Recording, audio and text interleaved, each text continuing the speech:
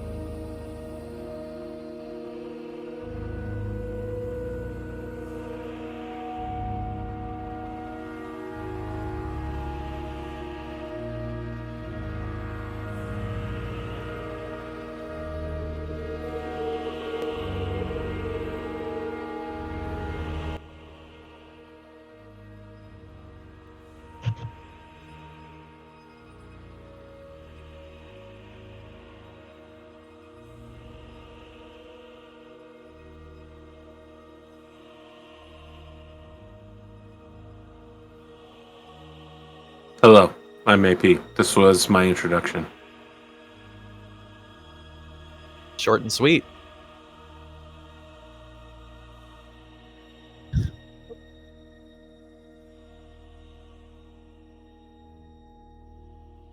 Hello, my name is Thomas, and I will be playing Sir Cynstenian of Winterbourne, Stoke. He is not the Marshal of Salisbury. And other than that, we'll see how it goes.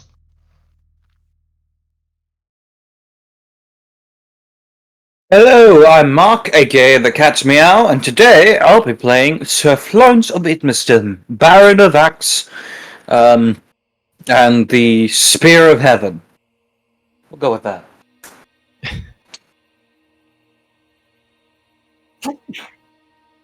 If we're using our made-up titles, I'm Sir Cynstenian the Blessed.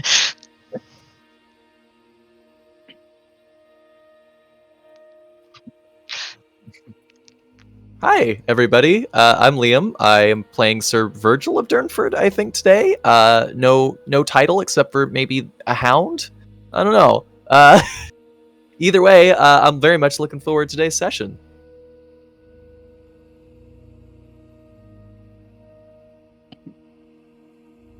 Body slam time. We're good. Yeah.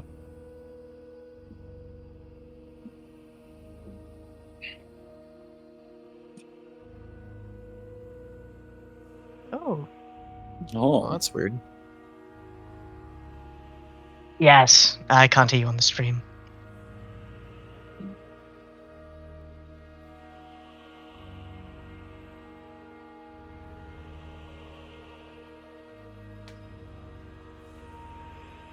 I'll begin the technical difficulties dance. Yeah, okay, it's necessary. I am in. Welcome, let's try this again. You know what, those intros still work? We could have lost a lot more. I'm not sure why, but my OBS seems to be doing two things. One, it's flipping to default when I set it actively to my microphone, which I never unplug. And two, it's identifying default as not the default, because this mic is also my default mic according to Windows, and it doesn't struggle with anything else. So anyways, that is Ask you a question. Do you use voice mod? No. Okay. Yeah.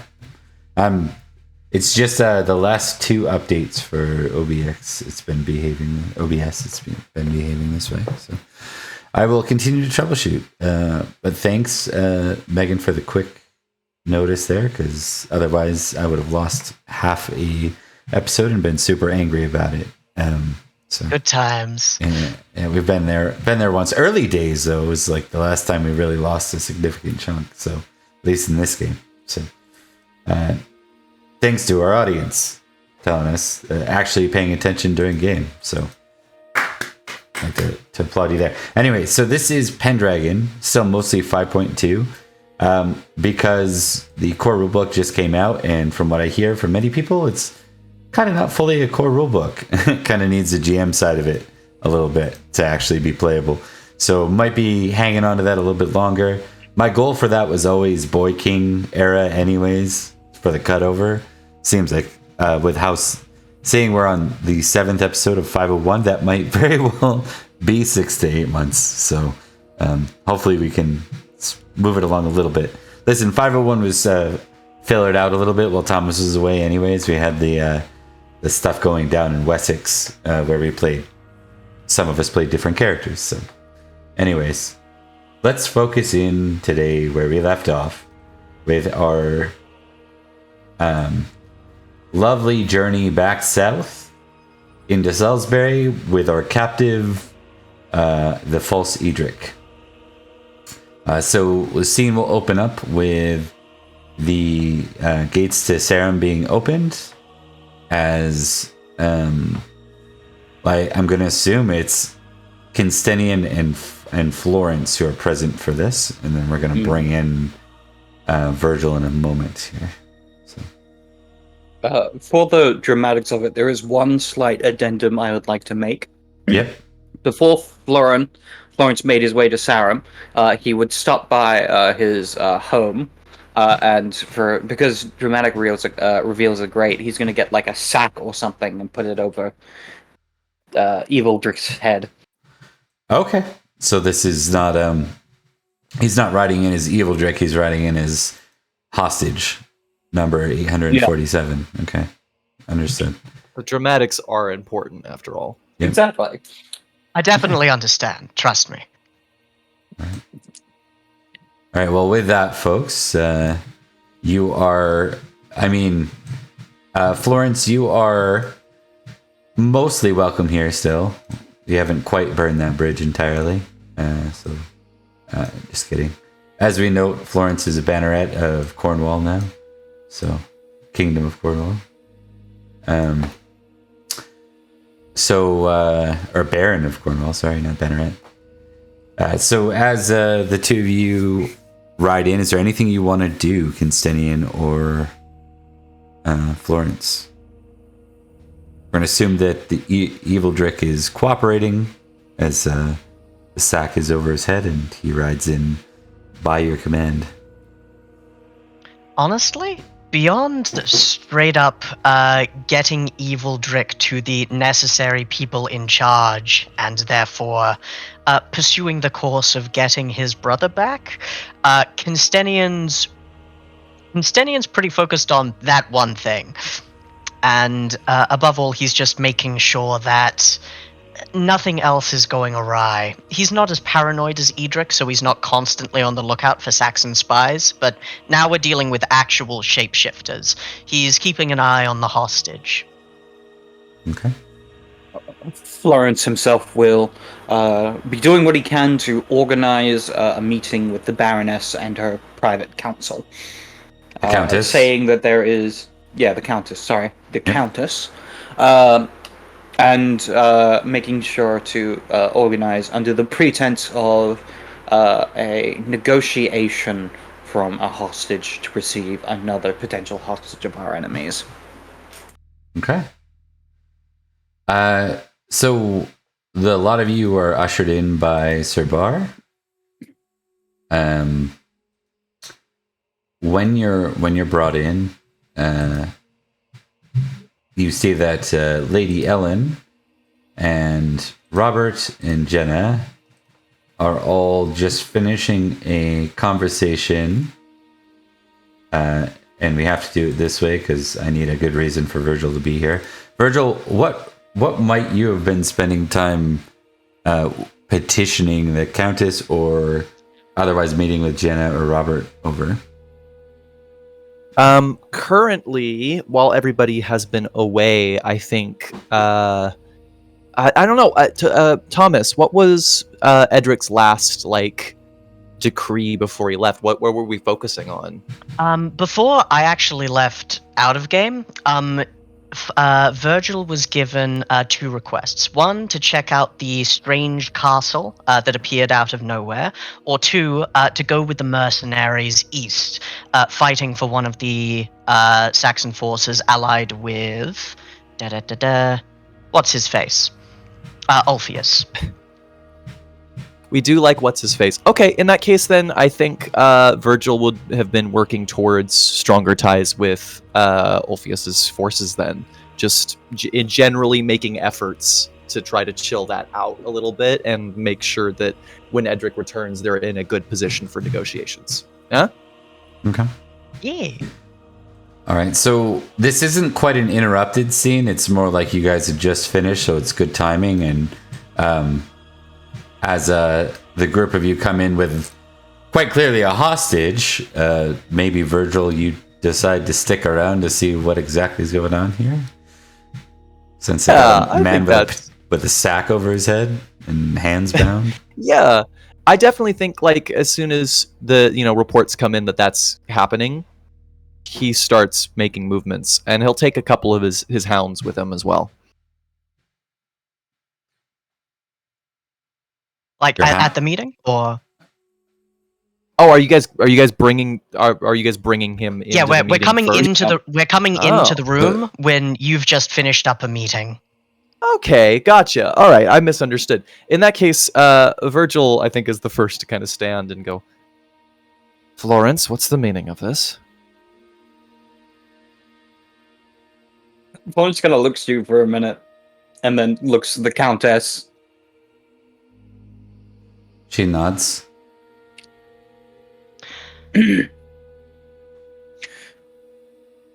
Cynstenian and I, during our trip up north, discovered that there was a infiltrator in our group.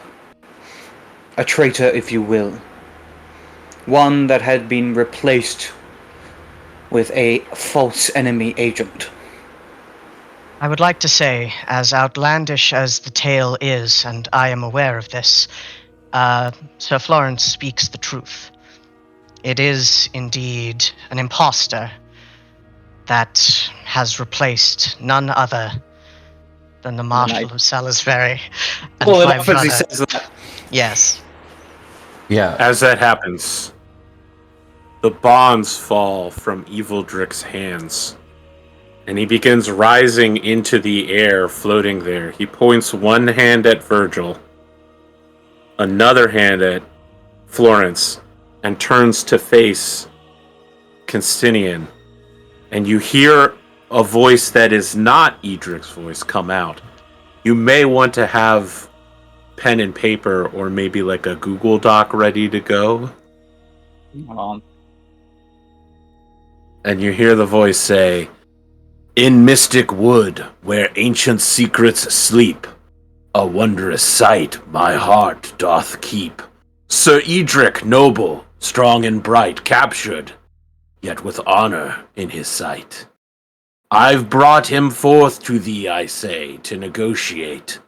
Come what may, follow me and heed my call, to a place where tales shall stand tall. 'Tis said that hospitality's key to unlock these doors of destiny.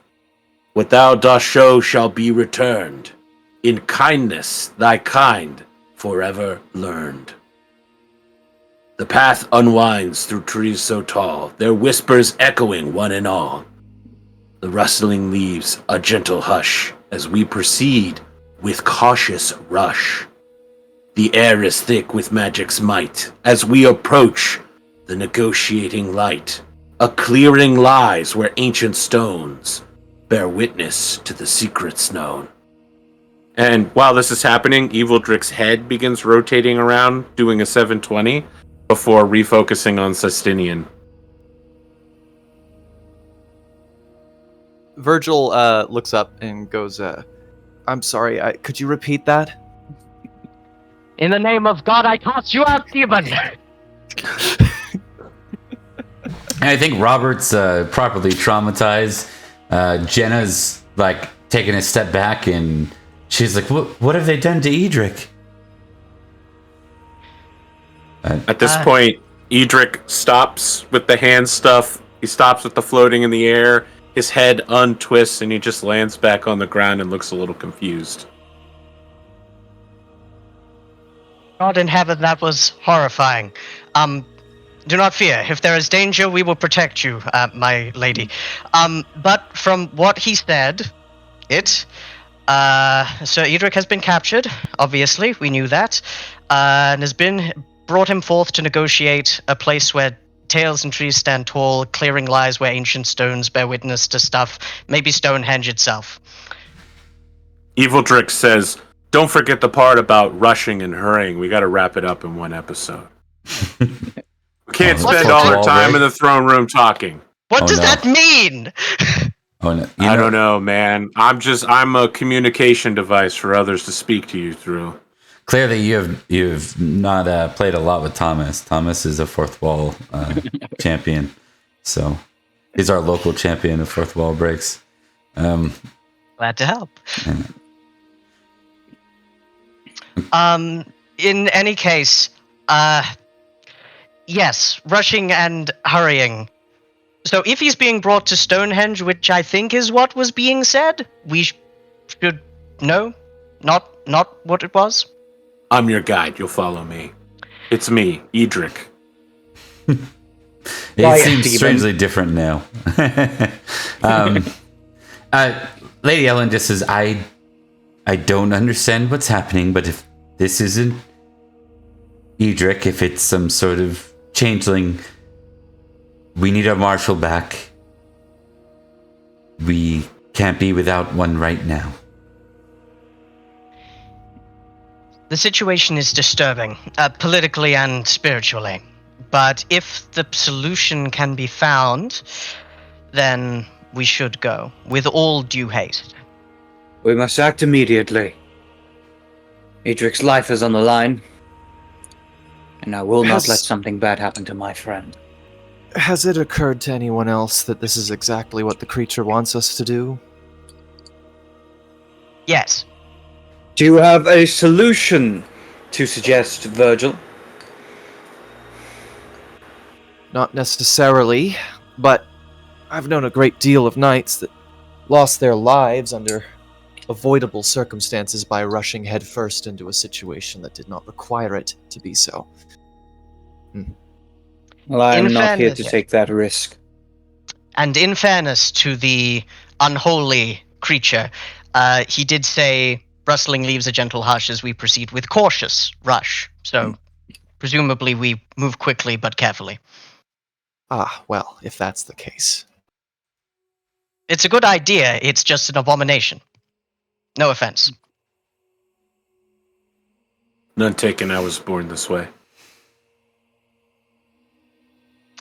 So, with that being said, I still do not trust you, creature, but if these are negotiations to be had, then all that is left is to...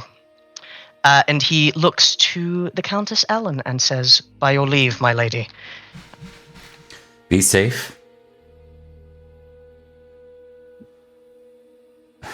Return in full with the marshal. I expect none of you... I wish for all of you to return to me. That's my order. Of course, Your Grace. Edrich gives a bow. Of course. She doesn't know what to do with that. She gives a nod to everyone that kind of looks at the man that's head was just turning around in circles.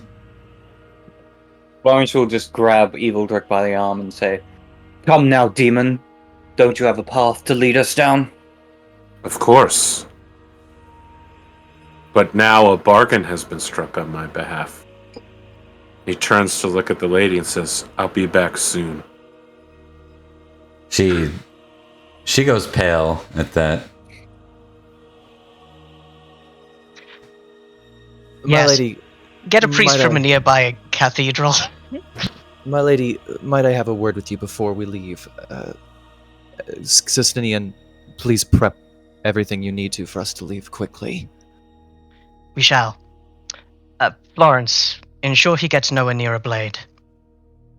Of course. Come, demon. Please, Sir Florence.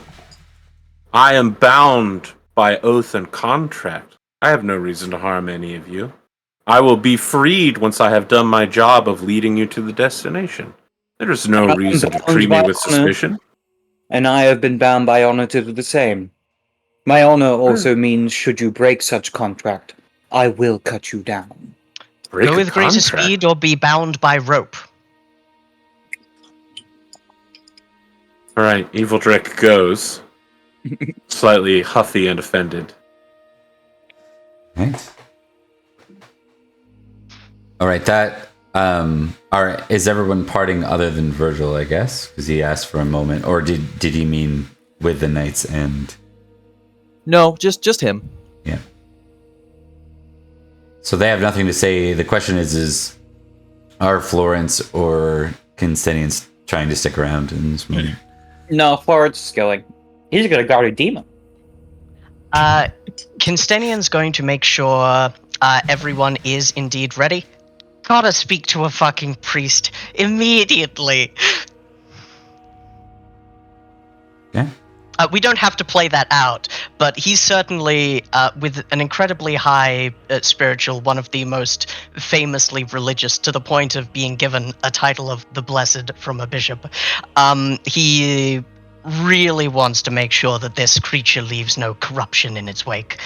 Was that a random roll, like a family roll? Yeah, it was. Yeah. It was a family roll made by Edrich, no less.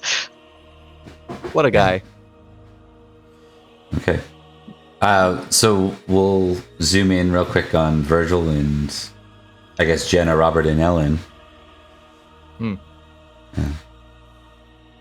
As everybody kind of clears out, Virgil steps over to Lady Ellen and goes, I'd like to provide you some ease of mind, my lady. And he looks specifically down to Robert, who is presumably pretty stressed out by what's going on. Yeah, there's a part of him that looks like he looked pretty afraid at first, but there's a part of him now that like he's seeing this quest happen before him. You can kind of see this look on his face, like he wants to be part of this. It's kind of that first thing you've seen out of Robert, the first sign of what of many noble boys in Salisbury have, that first sign of valor, or the call for it.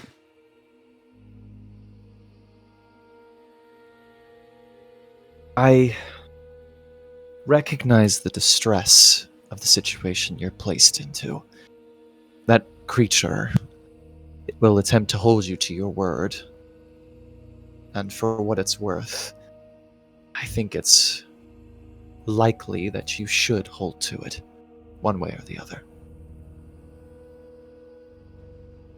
That said, it seems unreasonable to me that such a creature should be allowed to roam free after what it's done.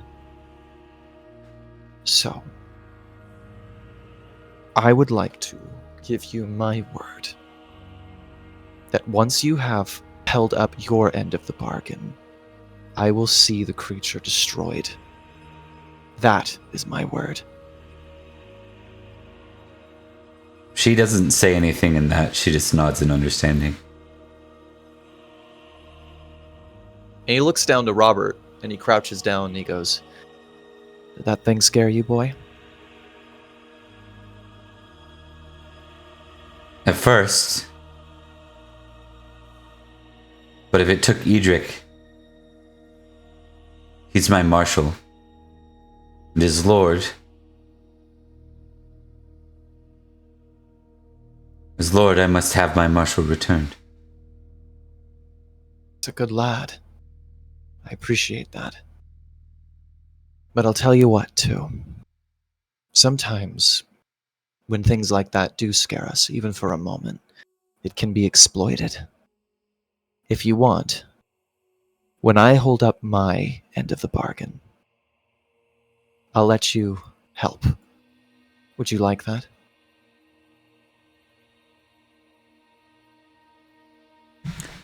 I think Ellen cuts him off before he can even get any further and says, "We'll discuss such things when you return, Sir Virgil. One foot in front of the other." As you say, but he cannot remain a boy forever.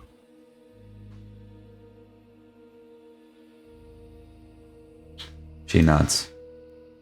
"So I'm told." He stands and nods, and makes his way to regroup with the others. Awesome. All right. The regrouping occurs. Sir Virgil, thank you very much for this. The situation is irregular, but it's good to have people we can trust on this. Cynstenian, right? That is correct. My brother speaks well of you. Does he now? I should hope so. It's a shame that the two of you and the rest of your retinue couldn't maintain control of the situation. Now we're having to be pulled away because someone lost your brother. It did sound perhaps a little bit like you are blaming us for this occurring, this act of devilry, but I imagine tensions are high. He is dear to all of us. I am frustrated, certainly. My feelings on the subject are tempered by my sense of responsibility.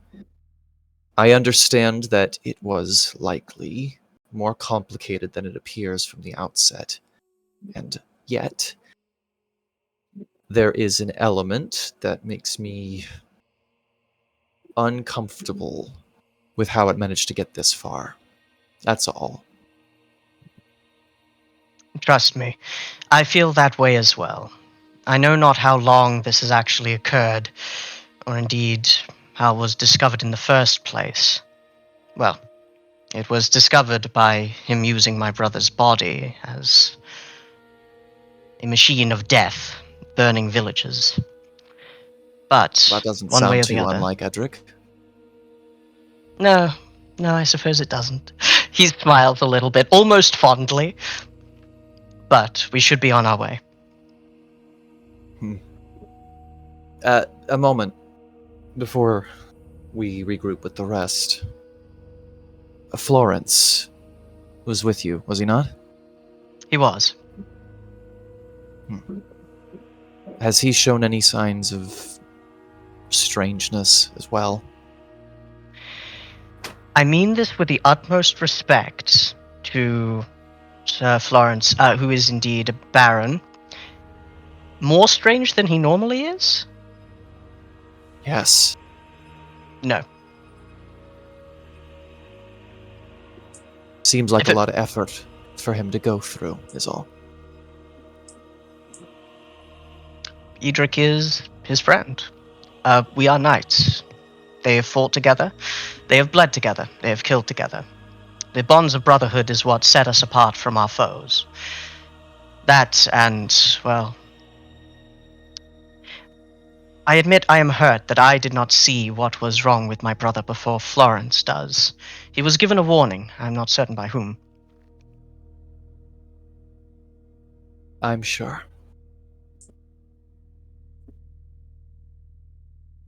Very well. I appreciate your efforts, Cynstenian.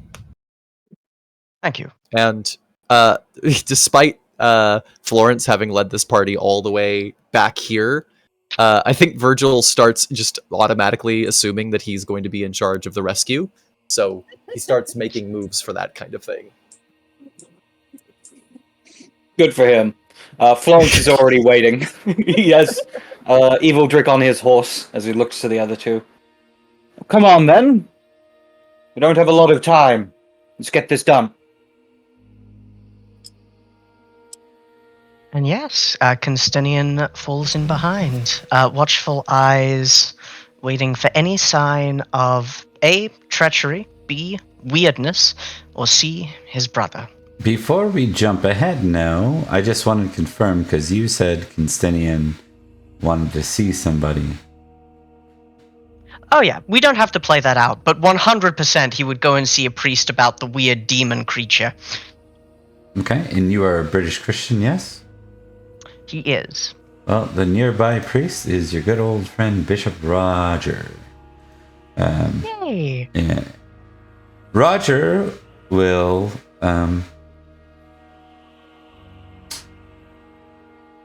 he will act very kind of like,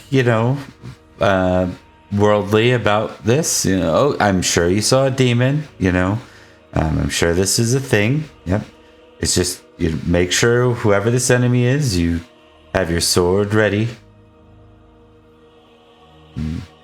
Yes, I did see a demon, Yes. and it We did all make do, my words friend. about We all do. its head rotated an entire circle around. Yes. The Lady Ellen saw it. Right. Yeah, twice. Twice, no less. The Lady Ellen saw it. Yes. I can understand your sentiment. I would recommend that you spend your evenings in prayer. I shall, Father. Thank you for the recommendation. Most think it's more than that, More is required. Some clear act. They don't spend enough time simply in prayer with our Lord. So can you or can you not do something to protect the Lady Ellen and the Count Robert against whatever demonic depredations it may have, considering it said that it would return and, Well, the Bishop of Salisbury, of course. It is my duty. Excellent. I'm very glad to hear it. Spend more time in prayer, the very idea. Did have a question for you.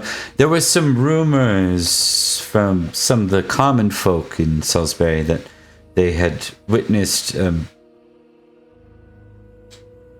your brother traveling amongst with apparently Sir Florence was there, and it was a few years ago. There was a sighting of, they swore it was them traveling with the Merlin south. You didn't happen. Of course. Well, if you hear anything of that, please do bring it my way. Sure, I can ask Sir Florence about it. All right, and we'll move forward from there. Hey, Sir Florence, did you and my brother travel with the Merlin at some point 3 years ago? I never said 3 years ago. Oh, a couple of years ago. I think we gotta kill that priest. I think so. If I did, I don't remember it. Fair Just enough. kinda shakes his head. Gentlemen, I didn't it's think bad so luck either. to kill a priest. How dare you discuss this? That Will was no out one of rid me? character. Yeah, indeed. Will no one rid me of this turbulent priest? Hey, he's one of the ones that helped get you out. So Yeah, Bishop Robert, Roger, yeah. Roger. Yeah. One of the two. He's great. Okay, so I'm gonna kick it over to. Well, I think we're gonna set in on the travel at this point. Hell yes. It's it's Britain, so it's raining currently. Little light drizzle that never stops. Nice and cloudy. How are we embarking and where? Because right now we don't have a lot to work on. Cynstenian has some ideas, but the Evildrick doppelganger did say that he would guide them to a place, a clearing, a glade. Florence So I would say, believe. "Oh God." I believe if anyone would be giving direction, it would probably be the creature for whom, said where they were going in cryptic rhyming verse. Florence would have Evildrick on the back of his horse, and would just basically tell him, point out the path, lead us where we are to go.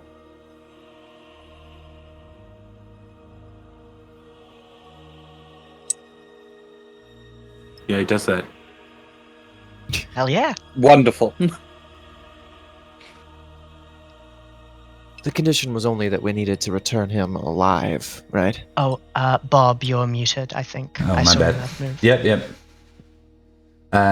So we'll assume that to reach Roger, sorry, you were probably already traveling. So we'll say that you traveled from Sarum up through probably Amesbury Abbey, is where you Sure. would have reached Roger, and then up through Tillshead you go. But yes. Cynstenian will say, well, the condition was that we return Edrich and such. I'm not certain as what strange otherworldly pacts may or may not have been made from the wording of various, speakers. All But- of you return safe, yes. Does seem like a technicality, but safe and unharmed could also be a technicality. So long as they keep their oath, we shall do the same. Right, demon?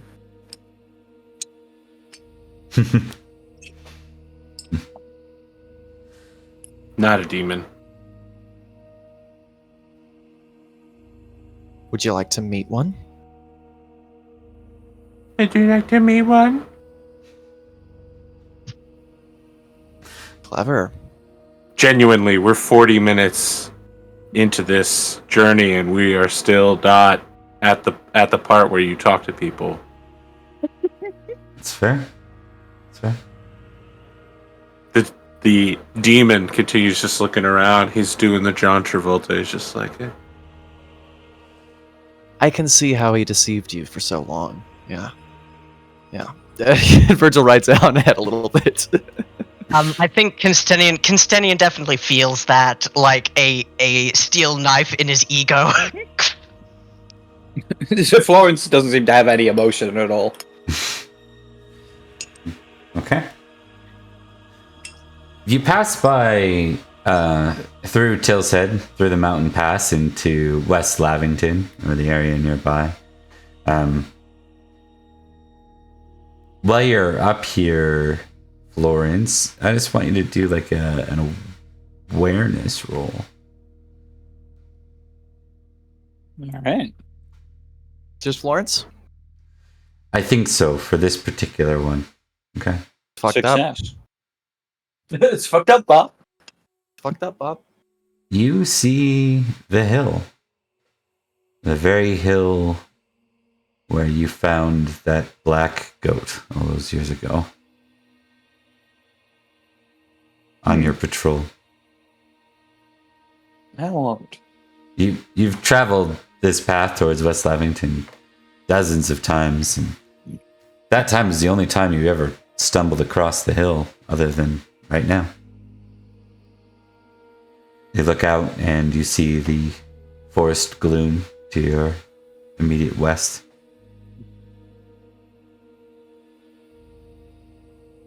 I think with that, he'd just kind of look over and go, and say, very under his breath, but I imagine the others can hear it. This is where we met George. I mean, the black goat.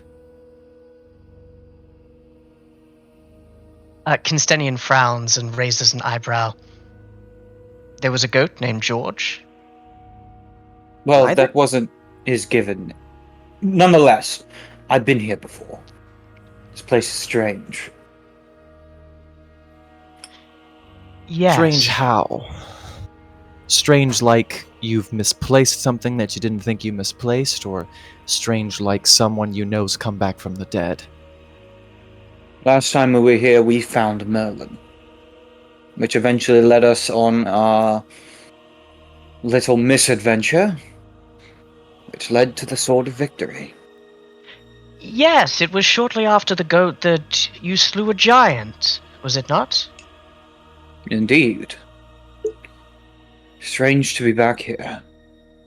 Also, I would like to very quickly make a roll when Virgil says strange like someone you know has come back from the dead. Because there's a thing he knows that he doesn't. Would it just be a regular deceitful, or would it be intrigue?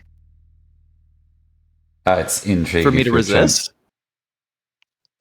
I don't The know if intrigue to that's... try and tell. Yeah, well, interesting. this case, you're Yeah, just, Edric's an honest Edric. Cynstenian's an honest kind of guy. He feels a little uncomfortable not mentioning that. Oh, by the way, your brother's alive and well, and a little bit weird. So there's definitely an anxiety to his frame, but it could be any number of things. Gotcha. All right.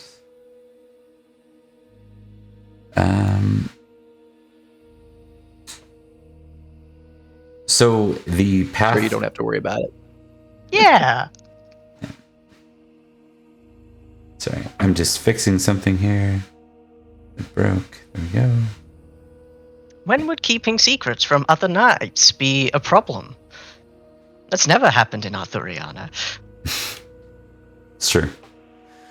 Okay, so at this point, you've managed your way to West Lavington. You see the forest gloom ahead.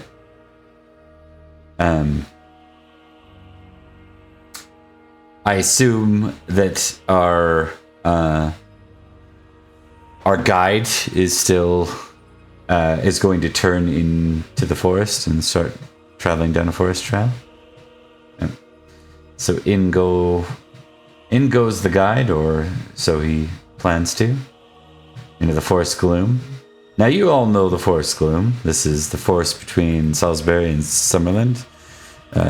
The one that many of your people went madding when they went to invade with Uther all those years ago. Is there any hesitation? There Just not hesitate. There is a slight moment of hesitation, undercut perhaps slightly, that he came fairly close a number of years ago. Cynstenian does follow. There have been plans. Ooh, look at that fumble.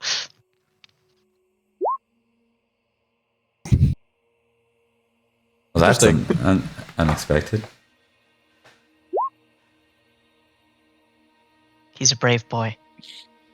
I think, weirdly, for Virgil, who doesn't... It's not that he doesn't believe in magic stuff, it's just that he doesn't care if it exists or not. Like, whatever. I'm sure you could stab a ghost if you try hard enough. Like, whatever. I think, like, as he's writing, he's seeing, like, some of the men get spooked, and he, like, kind of scoffs.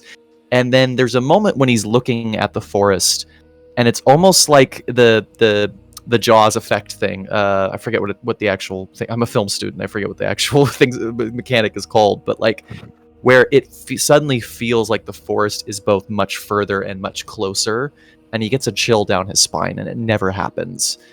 And just for a moment, he hesitates, and then continues riding forward.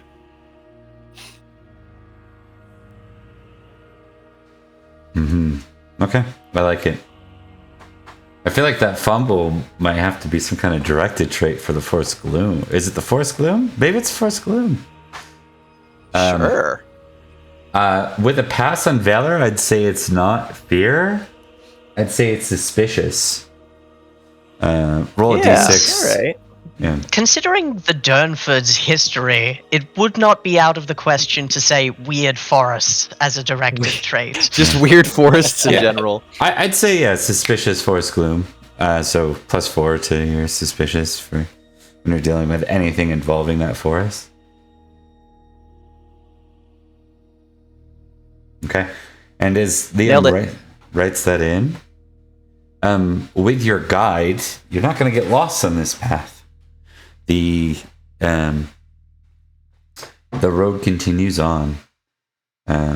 You find yourselves in the very dark forest. It's hard to tell even what time of day it is as you travel through here. I will get kind of just a general awareness roll from each of you. Absolutely.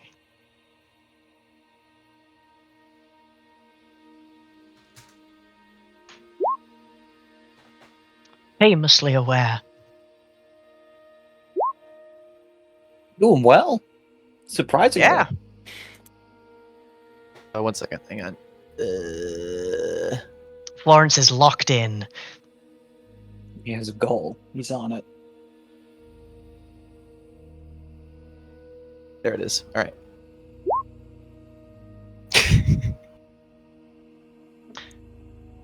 Why do you have a separate skill for awareness? General awareness. Just because I thought it was funny. Ah, Just trolling. Okay. I think for Florence and Edrich, it's hard to place, but there's just a faint like smell that just kind of bothers you a bit. It's hard to place what it is exactly. The air is foul, to say the least. But after a relatively short ride through the forest on off trails that would be hard to navigate back from, you see an opening ahead, shrouded in mist.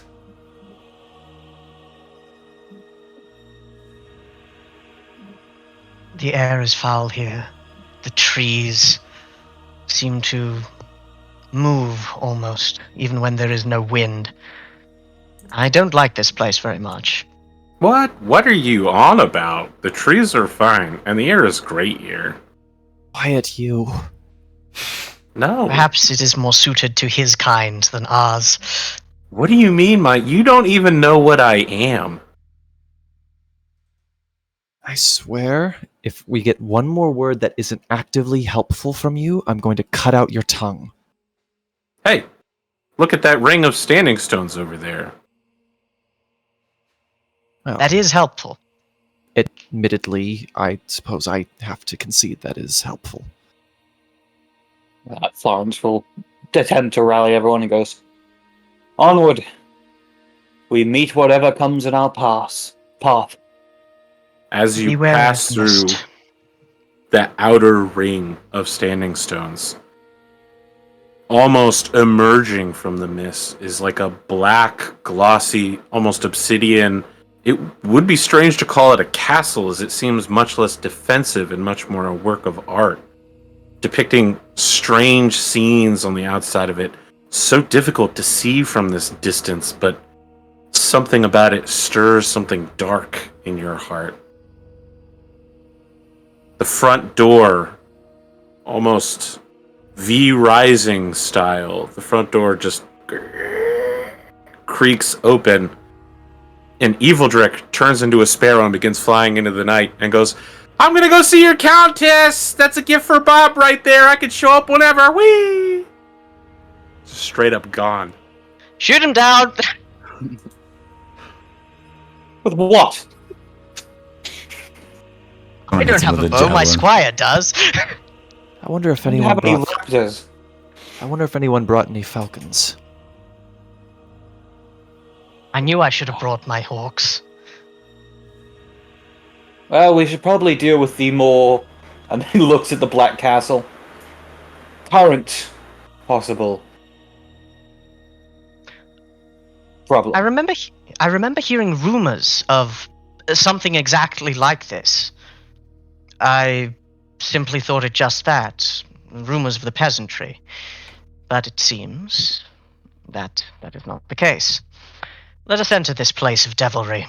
So long as we have stout hearts and put our faith in the Lord, we shall be safe. And Cynstenian, do you remember the exact words of the creature? there were a lot of them, but I shall do my best. In Mystic Woods, where ancient secrets sleep, Sir Edrich captured with honor in his sight. I brought him forth to ye to negotiate. Follow me and heed my call to a place where tales stand tall. Hospitality is key to go through this destiny. My kind forever learned something. The rustling leaves a gentle hush as we proceed with cautious rust. Clearing lies where ancient stones bear witness. Something else. There may have been paragraphs that I missed. It was quite fast. In that case, you all will be on your best behavior. That's Hospitality strange. is key. My scribe was able to put down, in Mystic Wook, Sir Ed Cap brought foe. He's in training. You know, in the Listen, future, I'm just not gonna make cool mysterious rhymes that tell you everything that's going to happen. I'll just skip No, that part. I love I that. don't need to put in the work. I don't need to put in the work. I really liked it. I Multiple just warnings wrote built slower in than the telling you actual what's going to thing. happen. Listen, Next time we just map with X on it. Yeah, Virgil scribes a converted druid. He's used to Ogham. He's still learning this Roman thing. It's difficult for him. He's not very good at it yet, but it's all right. Virgil doesn't know that he's not very good at it, so We can't actually read or write, so yeah. Virgil, after hearing what was memorized by Cynstenian, goes, it expects us to be hospitable guests. That what the play is here? We There were do. perhaps- We follow as suggested. Cynstenian, you have other words? There were perhaps other things that I missed where specifically courses of action were detailed, but admittedly it was very distracting when my brother's head did the twisty-turny thing. Very well. I have In that I have case, I have a course of action for us. We march in there, kill everything we see, and burn it to the ground. They kidnapped one of our own. I don't consider that very hospitable. Do you? These creatures are unholy and blasphemous, but with that comes a degree of power. It is our duty to stop them, but our orders were to bring back Edrich, safe, alive, and everyone, no less. do not attack a lord in his own home, especially once they are welcomed. Let us Playing enter. at being squirrels. We're meant to be wolves. We are But I playing. will. No, we are knights. And we will act with the decorum and respect that is demanded of us. Sir Virgil. I sometimes wonder if you know what that word really means, Sir Florence. If I He might, puts up his hands. He puts up his hands, and he goes, Yeah. By all means, Cynstenian, you have nothing to talk me out of. I'll play along. Agree or disagree. Excellent. Then, if there is no arguments to be had against my brother's saviors, let us go and save my brother. Indeed. And besides that, you're in the company of a Lord Baron. He grins wildly. I'm sorry, Florence, but I'm afraid I don't recognize the title of a foreign power. And he'll like start walking. He won't go in alone, but they'll make it clear that like that's his attempt at a mic drop. When you make it to the door, you hear a sort of strange guitar-like sound of someone playing an instrument inside. Has a ethereal, eerie quality to it that sounds a lot like a Finnish cantel. It's a polka instrument. God, no. I think with that, Florence will make his way towards the entrance, dehorsing himself as he walks in. Very noble-like. Cynstenian will you- follow. So you are the famous polka king. I'd know your Ponzi scheme anywhere. As you enter, the inside is dark velvets, drapery everywhere, artworks, books, literature, and especially, above all else, religious paraphernalia. And a man walks out of the darkness. Bob, do the thing, Bob. He's Oh. working on it, I think. I am. My computer's freezing. Got it. There we go. No. Ah, my guests have arrived. I understand the sorcerer said you would be coming. Please, be welcome in this, the castle of Lord Alabaster. If you would but set your swords aside, we could discuss this amenably. I understand you must have come for your man Edrich. I am here to ransom him back after his crimes against my people. Greetings, Lord Alabaster. I am Sir Florence of Idmiston and the Barony of the Axe. It is a pleasure to make your acquaintance.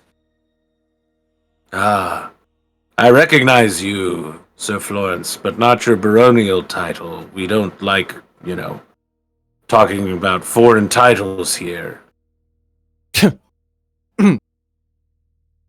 Something? Do you require some water? No need. Though your hospitality is appreciated. Oh, thank you. Allow me to introduce my companions. Sir Virgil of Durnford and Sir Cynstenian of Winterbourne Stoke. Winterbourne Stoke. Florence would get that right, because Yeah. he does this every day, and I do this once a week. His memory's failing him in his old age. Sir Cynstenian, I assume you are authorized to negotiate for the return of your brother, was it? I am indeed. And in this He case... trespassed upon my lands and was committing espionage against my sovereign realm. I think you can agree that there are fertile terms here for negotiation for his return. Perhaps so, begging the fact that these are the lands of... These are still Salisbury lands, right? I'm looking at the map. Yeah, borderline. Technicality. These are lands fall underneath the powers of the Gloamwood Alliance. I admit I have not heard of this polity before. And it shames Have you me heard to of my say- daughter, perhaps? Lady Alabaster. Not particularly. Oh, Cynstenian I hasn't. thought that one was. I thought that one was going to work. I've been using her as a sort of foreign envoy to communicate with people. He actually looks crestfallen, like, oh, you don't actually know who we are. Okay. All right. Perhaps Pity that we did then not- is why. sorry, go. Perhaps that then is why my brother would look into these matters. Perhaps he felt the hand of another. But I will say this: it shames me to say that a ransom was indeed sorted out. The doppelganger, who disguised himself as Edrich, offered a trade himself for the true Edrich, but he turned into a sparrow not moments ago, and is I now don't not think in our any hands. part of the sorcerer I contracted with, I don't think made any deal like that. I was just going to ask you for £50. Pretty reasonable for a marshal, I should say. Do you have £50 on you? 50 librum? Yes. Is that all?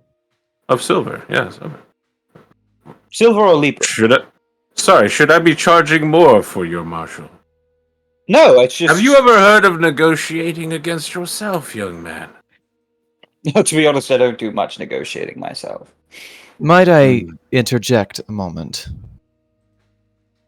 If 50 librum is your price, we would be happy to take it. But as You have it on you.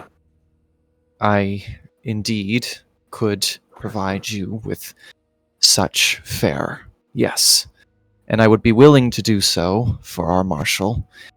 But I understand that your people are whatever you are. You are men and women of your words.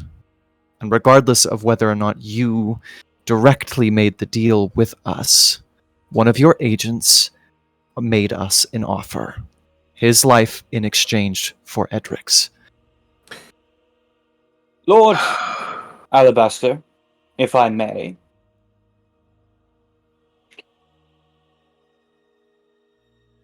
Consider a alternative. I am willing to pay 60 librum for my friend's life. And in addition, I would like to know the name of this sorceress you have spoken to. No. Listen, There must be some sort of mix-up or misunderstanding here. I agree if my vassal has given you some sort of strange terms. Look, why don't you give me 3 days to sort it out with my consulars and vassals?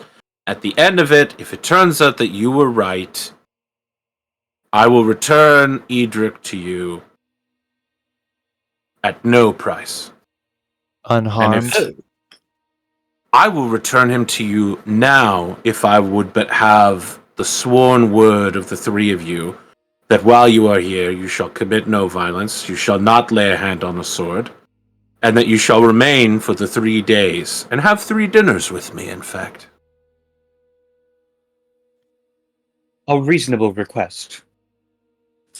Perhaps you would like a moment of privacy to discuss it among yourselves. I have a directed we? trait. I have a directed trait. I think I need to roll real fast.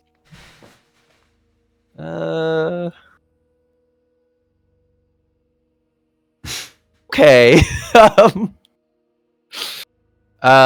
Virgil will stay quiet, but his frown gets worse. You are very kind to offer such, Lord Alabaster, and indeed a moment to discuss this would be well. Admittedly, I would be happy to pay that fee, but I would like to discuss it with my companions here first. Oh, we've clearly walked ourselves into a contractual problem here. I would hate to have Knights of Salisbury return home accusing me of not achieving filial piety towards my own vassals. No.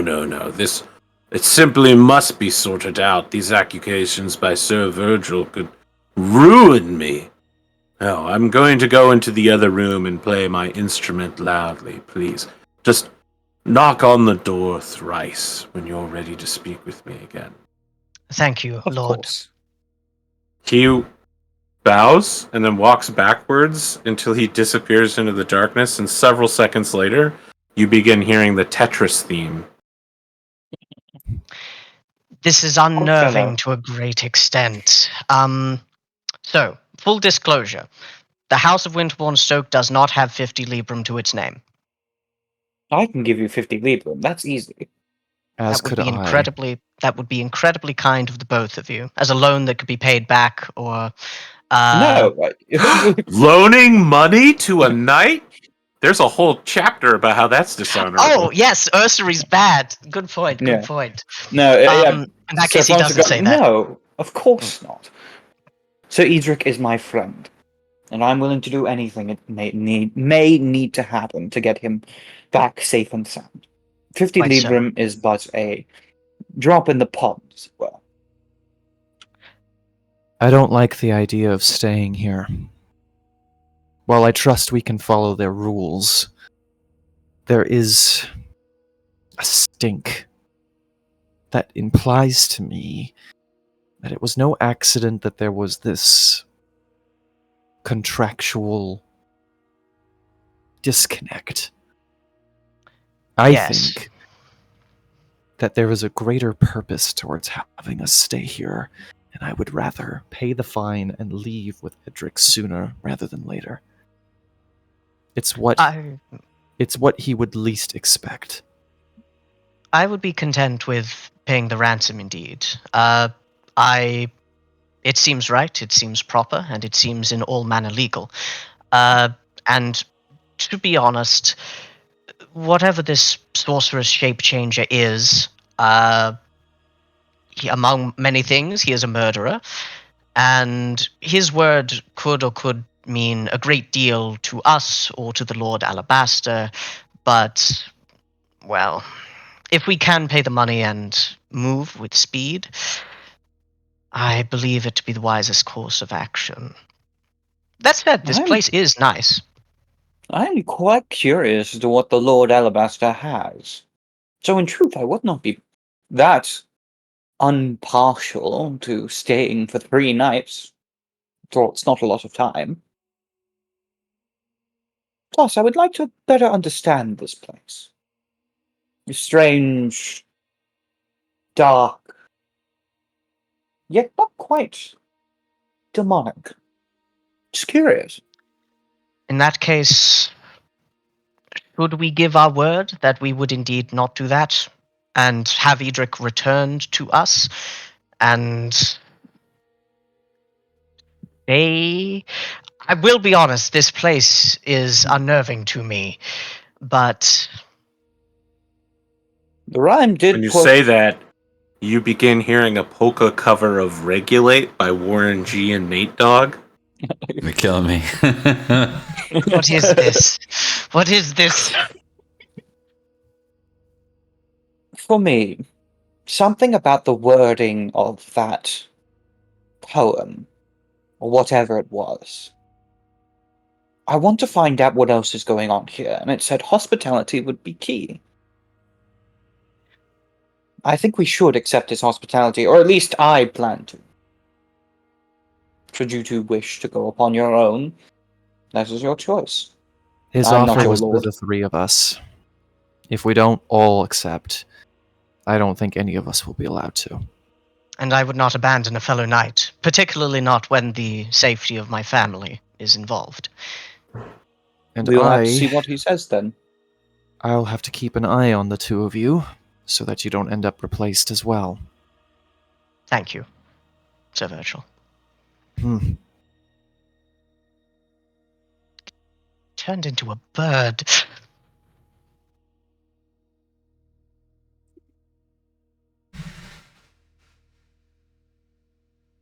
Well but then, yes, in that case, where do we stand? I say we stay here. I will knock thrice upon the door, and we shall give our word, and we shall see what happens. And should we get replaced with strange demonic entities, or ensorcelled or enchanted by peculiar magics, I imagine we shall help each other. As long as we have God in our hearts, I'm sure that no harm will come to us. Quite so. Cynstenian nods. He believes very strongly in that. And if there are no objections, Cynstenian will go to the door half hidden in shadow and will rap 3 times upon it. Edrich opens the door. Alabaster has his hands on his shoulder and says, "Ah, Sir Edrich, your time here has passed in shadow and mist, but now your memories will return to you. Here are your companions."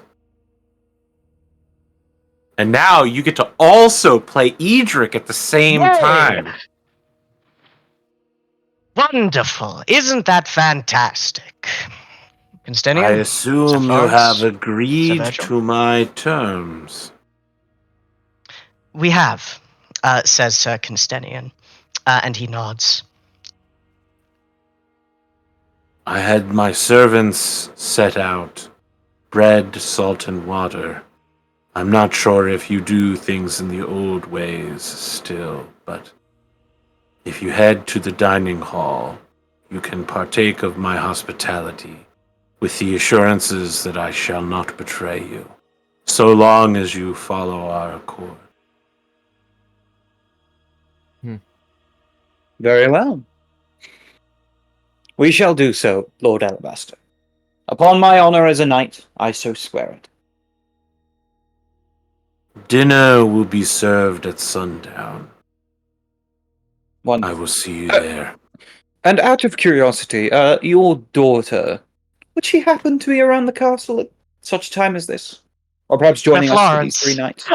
Edrich speaks up for the second time, and he kind of grimaces.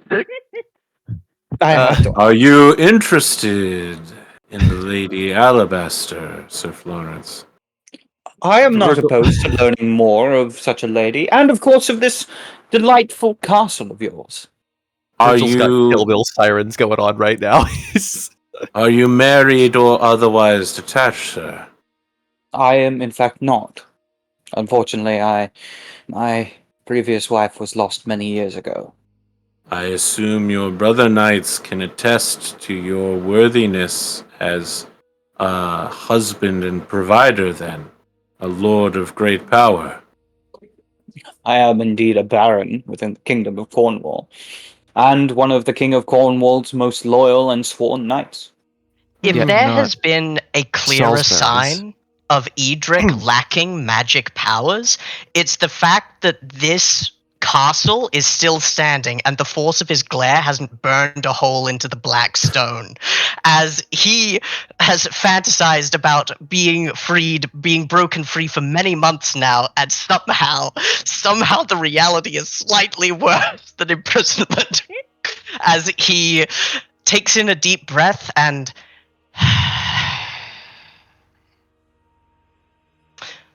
Sir Florence is a great man.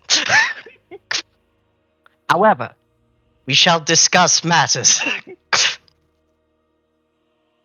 If you'll excuse me, I'll need to retire to my chambers. I will see you at sundown. Lord Thank Alabaster. you, Lord Alabaster. He pushes Edrich out of the room and closes the door again.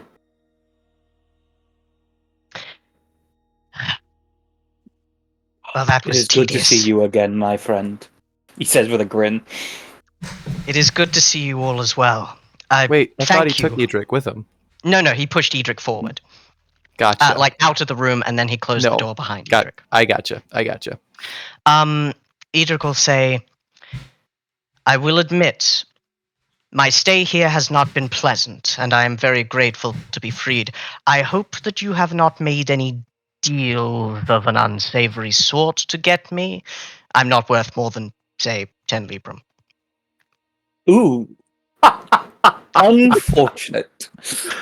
Well, we'll have to discuss that. We have a few days left. You are staying here, from what I gathered of the conversation. We 3 are indeed days, guests Edrich. in Alabaster's castle. Great. Wonderful. Fine idea. He is sworn not to Anyway. do us no harm, nor betray our trust. Swore not to do us no harm? Never mind. Sorry. I have become quite paranoid about the exact wording of anyone who says anything in this place. It is... We have a lot to talk about, but I don't think now is the right time. I want You're to. not one of those beasties. Oh, yes, Bob? I want all of you, real quick, all three of you, to make a honor, courtesy, or hospitality roll, whichever is the highest of those three. All three or all four? The highest of the three. Oh, no, I mean, Cynstenian or Edrich. Oh, Edrich. So fucked up that my honor is only 17. This is tragic. My honor is only 16, yet it is my highest. Lawrence is the hospitable knight. I think I just gotta buckle down for the next 3 years and just get it up to 20 so I can't fumble it anymore. Okay, come on, Edrich, don't let me down. Damn it, Edrich, you let me down. That makes sense for Edrich. Somehow that eludes him. The ideas. Edrich, you can drop a point in hospitality automatically, permanently on your sheet. My hospitality is 14. Yeah, makes a lot of sense. Hospitality or honor? If Cynstenian Hospitality. had done that, he would have won. So, Because Cynstenian is way more honorable.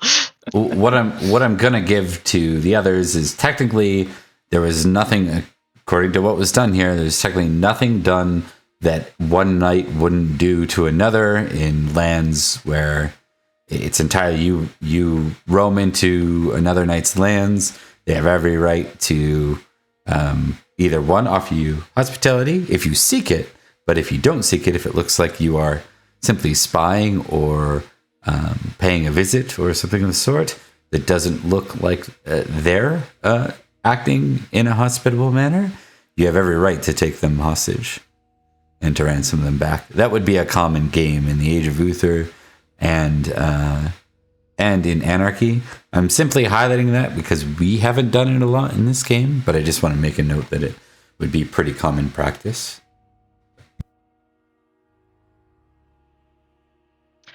But I should ask this. My wife, my children, They are safe. They are well. They're fine.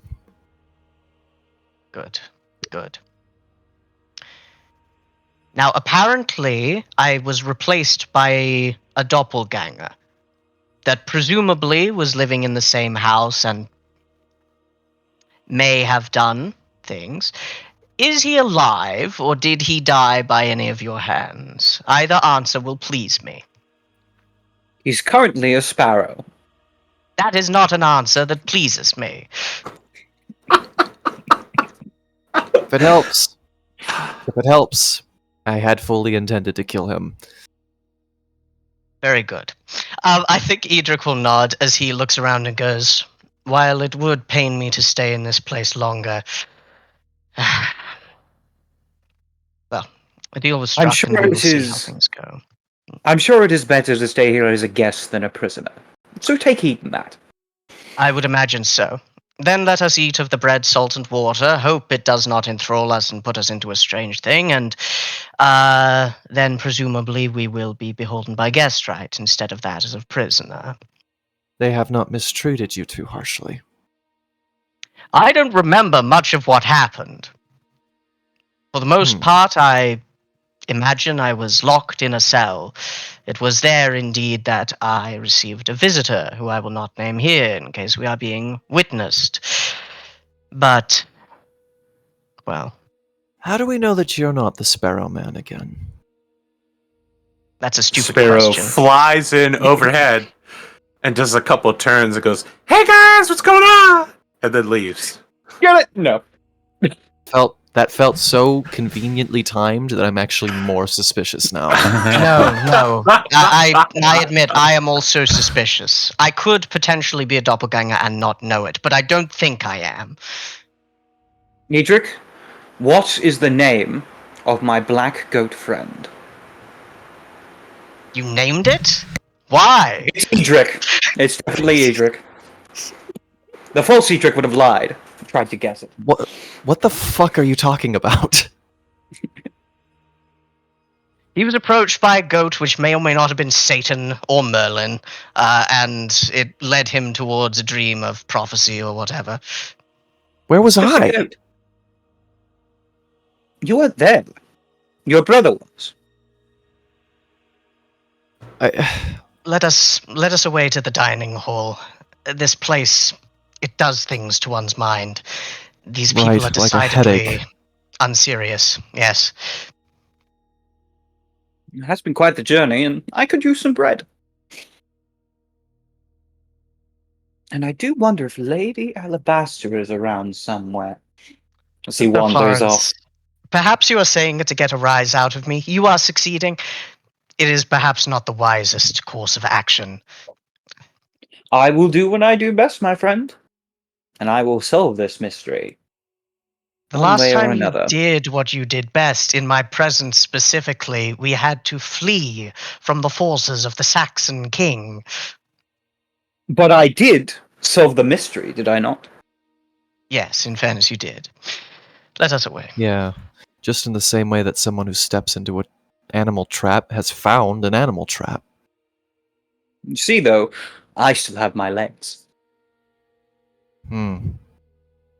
And I will live to run again. With that, he walks off.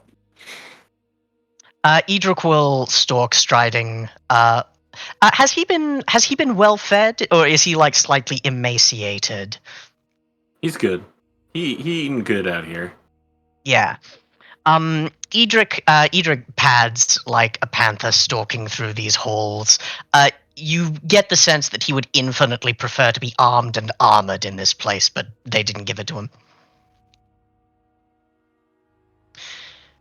But Cynstenian seems perfectly happy to have his brother back and to spend time in this peculiar, if strange and unholy place.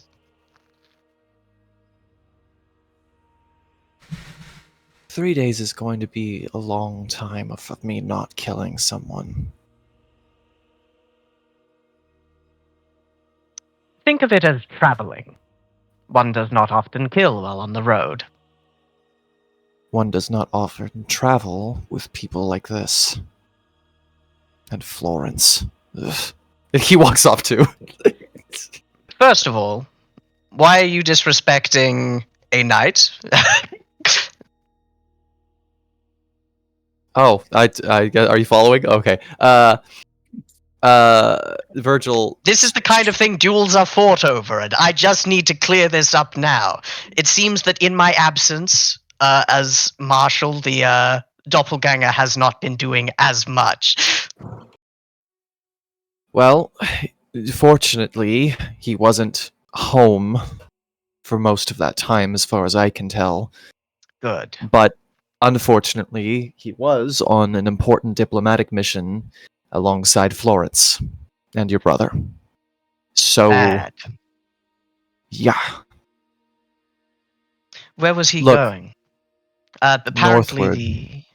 Oh, yes. The wedding Yeah. of Gorlo's children, one of his daughters.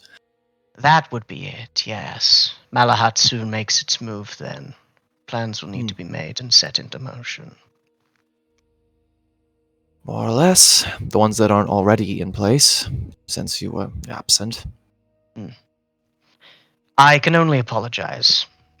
When I came here, to tell the truth, my mind was clouded with other things, though I held true to wanting to find out what was going on. I felt magics affecting me. I felt... Well, I can smell when actors make their move on the political stage. But what I wanted to speak to you about was this peculiar antipathy with Sir Florence while he goes and eats bread and salt. I think it's pretty plain to see, isn't it? You're upset that he went from Salisbury to Cornwall? Oh, I don't care about that. Everyone had to make the choices they had to survive, to find some place of standing. No, I don't mind that he left Salisbury for Axe. What I can't stand is how he's so two-faced about it. For all of that, for all of his split loyalties, he still pretends to be a Salisbury knight. In spirit, in heart, matter. It's a He waste still of time. has much family here, and indeed so. A knight is a killer. Any weapon one can get their hands on is one that can be moved to the utmost effectiveness to deal with one's enemies. Florence has found his way, whether or not he actually knows it, and it's hard to tell what he's thinking most of the time. But he is a good man. And whatever else, he is a knight of good standing, and deserves more than backhanded remarks while walking away.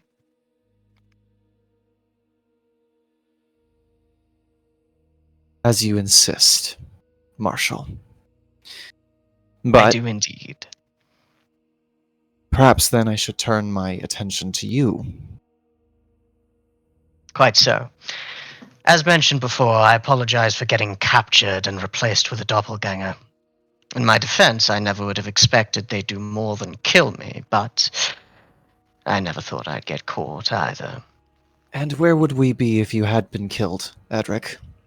Presumably someone would replace me as Marshal. Aye. Do you remember the last time we had to replace someone as Marshal in Salisbury? How well that went? That's why arrangements were made specifically. There are hopefuls. You are among them. But as are the members of the Bourne Was it the Bourne Conspiracy or the Bourne Confederacy? I'm pretty sure it's the latter. I think it was Confederacy, but we have been calling it Conspiracy quite often. The Bourne Confederacy of the Confederacy. Bourne. Yeah. There are 2 among their number who would make excellent marshals, and indeed, matters were in the works. A country, or a county, is more than just one knight. And yet, you seem to keep forgetting how important you are to that structure regardless. You have people to send on little investigations, Edrich. This has set us back considerably. and it will I'm aware. continue to do so. Flights of fancy or not, you are not a regular knight anymore. You are the Marshal of Salisbury. That is a very different role than you've held before. Indeed. And in many cases, I would not just agree with you, but I would be steps ahead in that respect. I cannot say why I came here alone. I cannot say what I was intending to do. I was obsessed. I was driven. It was whatever else. I can tell you that it will not happen again. Like you said, we have been set back. And, well, How do you know it won't happen again? I'm not going to come here again. It's not just about here, Edrich.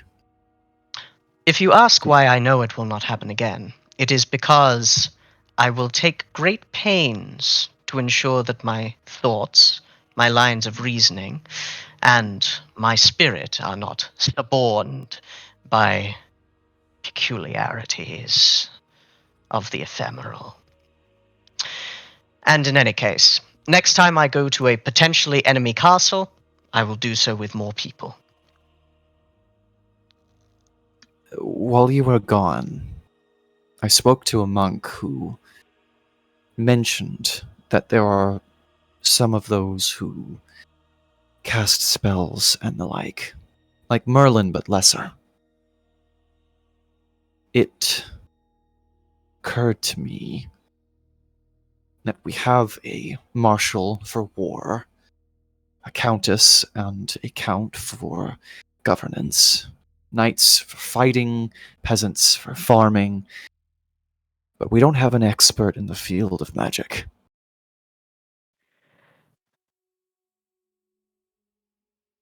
I will be honest, perhaps it is my own biases that make me say so, but I don't want one.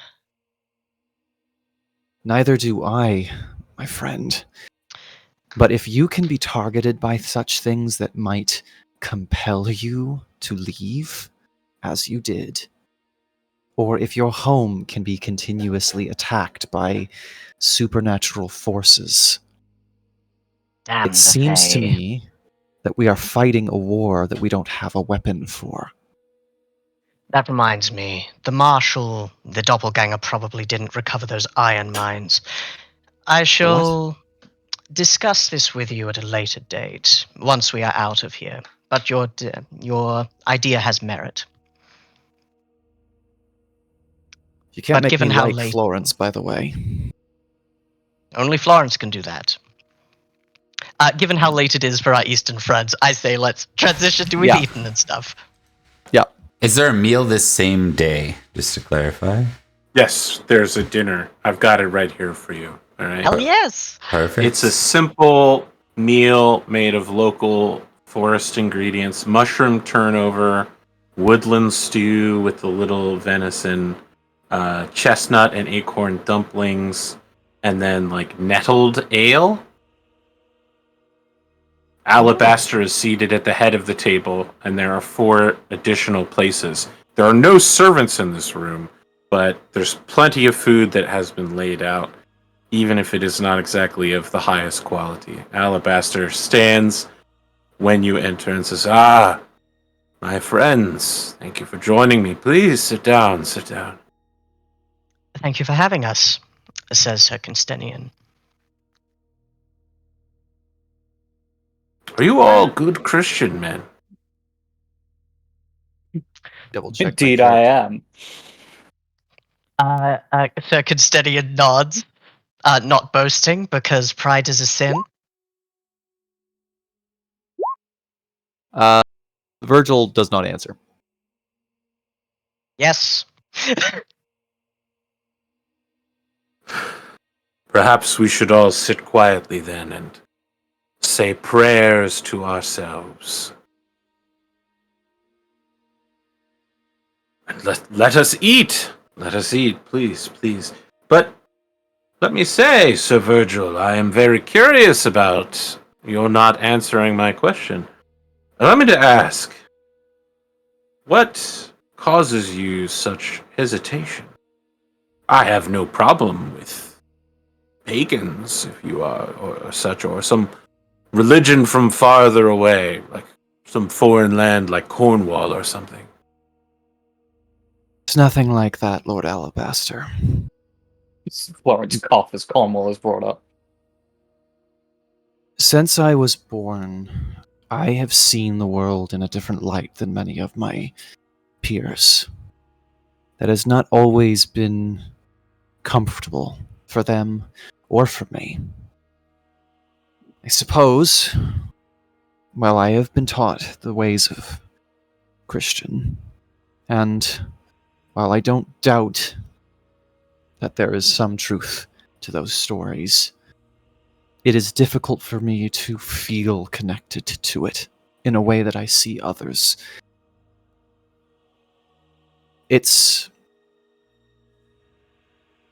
I don't know if clocks have been invented yet, but we're going to assume that they have in some capacity for this. It's like seeing a clock with missing cogs. The cog's definitely not. I think you mean No. a sundial with things etched out. That wouldn't work at all for the metaphor I'm going for, but we'll go for it. Alright. It's like some kind of mill without mill bits. That'd do it. A perfect design that is flawed inherently.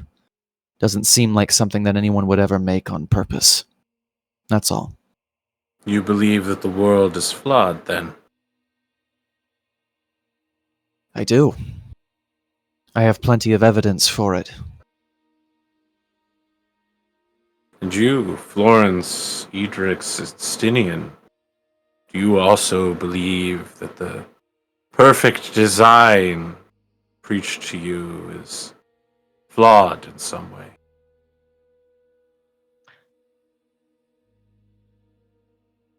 Personally, I do not. I think the world is as it is for a reason, as God would have made it. As much as we are given joy, we are given tests. Interesting. So you believe God has total control over everything? I believe God has a certain design for us. Yes. Oh, Sometimes very it is wise. positive, and sometimes it is not. All I know is that God's light has guided me here so far, so I'm willing to trust in it even more. Allow me to consult your book. Do you believe in the concept of free will introduced in the chapters in Deuteronomy and Joshua? Of course. We are free But to you make just our own said that you decisions. believe also that God sets all things in motion. Isn't there an It is inherent true. contradiction that if you're able to choose, you could choose in a way that God would not have chosen? Disrupting the design in the very way that your friend Virgil here is so keenly worried about? That is assuming, of course, that that was not planned for by the Lord. But mortal life is But if it was supposed to be planned flawed for, and temporary. Heaven itself, eternal. are you truly pertaining of free will if God has already planned for your choices? Indeed, I would. He has laid out the path. It is our choice to walk it. Perhaps you are not wrong in its paradoxical nature. But I have faith, trust. I believe that there is a reason to all this. So perhaps it Interesting. is hypocritical by nature for me to say so, but I believe it is true. So interesting because in the books of Romans and Ephesians, God specifically lays out to his prophets that all things are predestined. There is no choice in a world where your Lord chooses everything for you. May I ask you a question in turn? Oh, please. This is an open discussion. Why can it not be both? Free will and no free will? Choice and no choice? Is making no choice a choice in itself? Such contradictions are like a mill with missing cogs. You're not wrong. Perhaps I have a few cogs missing myself. But as I said, it is faith that guides me. Reason has, of course, an aspect to it, but I can acknowledge when I don't believe I know enough to speak on a topic. I will still do what I can. You do agree that the importance of reason to a man, a gift that the book says your God gave to you. Indeed, I would say so. Interesting. Very interesting indeed.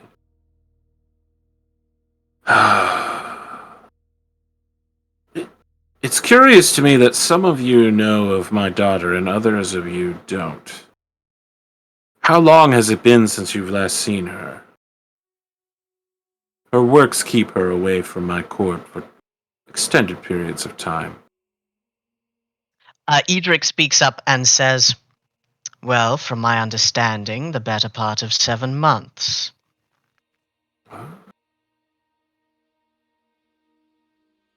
Interesting.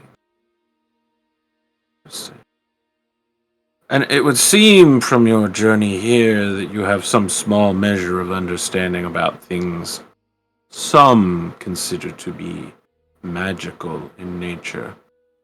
But perhaps you could use a better idea of such things? A sort of counselor or advisor capable of recognizing magics and other supernatural turnings in the world? Virgil shoots a look over to Edrich. A figurative Merlin, if you will. Oh, not all of us can be a son of the devil. True. But if there's anything to learn of the tale of our dear Merlin, baptized son of the devil, and our late king, Uther, is that there are consequences to making such deals. It was rumored that Uther was a powerful sinner indeed. Well, let me say this. It would seem some among your number are very interested in advancing a courtship with my daughter, and I would not be amiss to seeing her somewhat closer to home. Salisbury is not a long ride from here.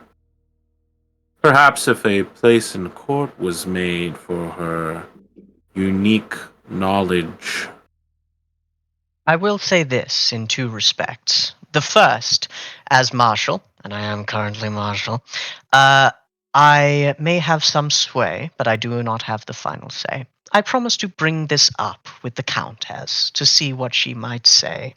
And second, the one who was interested in said courtship is not among the Salisbury court, at least not at the moment. Indeed, I am a servant of his gracious King of Cornwall, King Idris. Yes, King of Cornwall. That would be quite distant from my lands. It's poorly with me. But it is very gracious of you to offer. Well, the offer is not withdrawn. Consider it wisely. My daughter is knowledgeable in things even I do not know. If you would like, Lord Alabaster, Castle Devices is not far from here. It is a castle that I see to.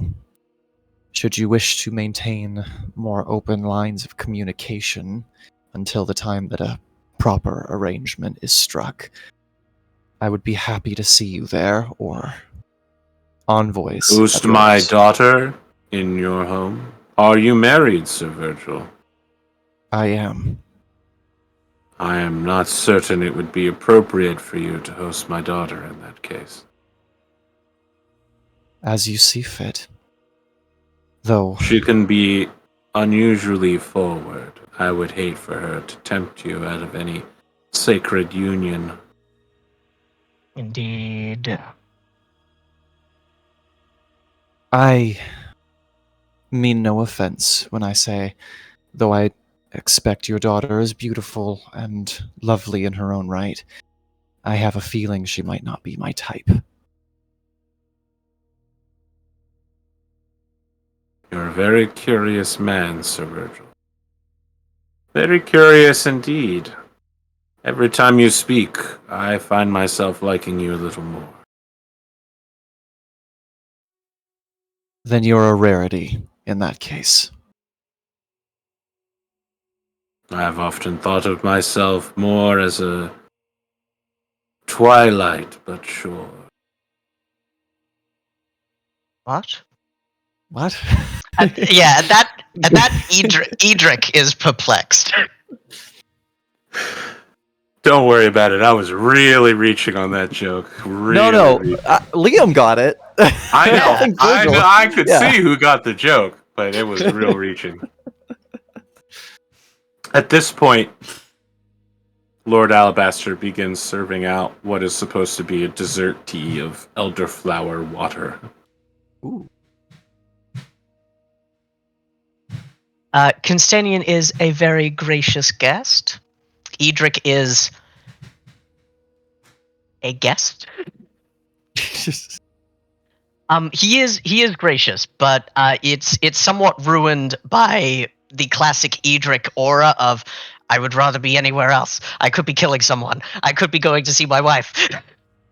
On the contrast, Virgil's fine. He's still got that general like angry inside energy that he's always got, but otherwise he seems relatively relaxed and more like he's a little bit more of a vibe of like, well, if I'm gonna be here, I've already, there's my control over the situation is already relinquished, so might as well enjoy my time while I can. Florence is calm and gracious. He acts as if a true noble. Exalted hospitality, baby. Oh yeah, super hospitable. Well, unless any of you have any further questions for me, I'm afraid I must depart for the evening, and I shall see you at the next feast. Of course. You are very kind, Lord Alabaster. I might, Forgive me.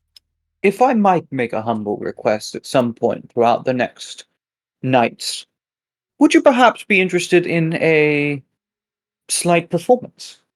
I've heard you play beautiful music, and I'm quite partial to the harp myself. I can have someone procure a harp for you if you did not bring one with you. I would appreciate a noon performance from you on the morrow. Then it shall be done.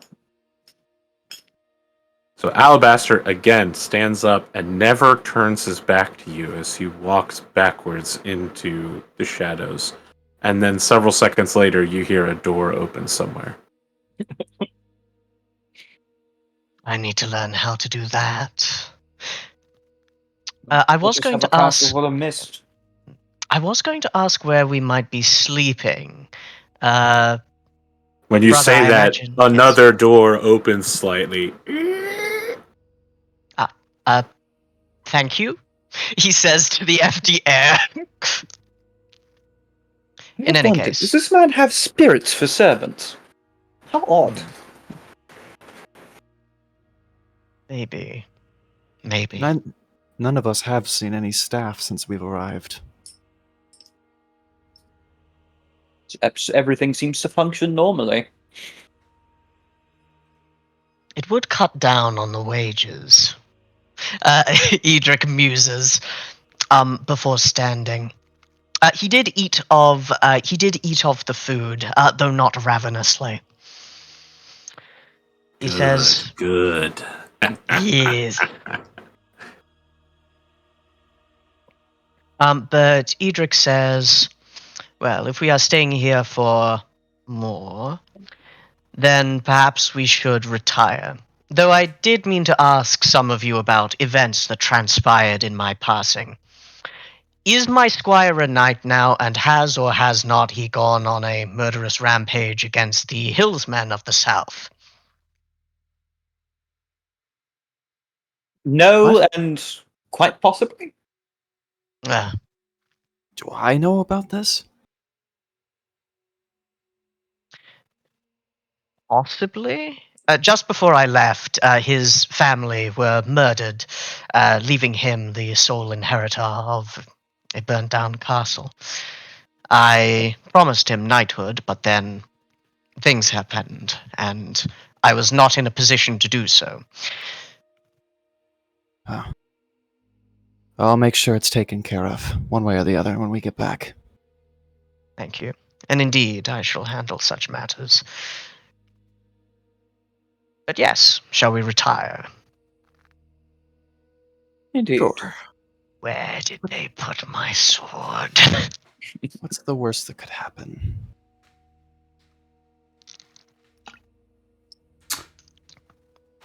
Indeed. Bob's typing something. We should all look. Right? No. I'm gonna grab a Buddy slice of pizza looking real away from fast. Bob. 1 sec. Okay.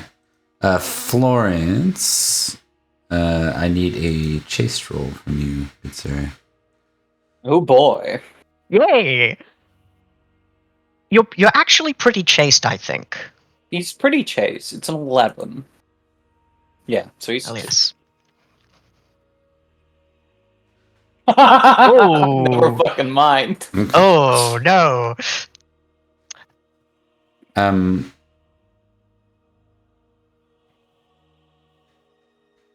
Okay.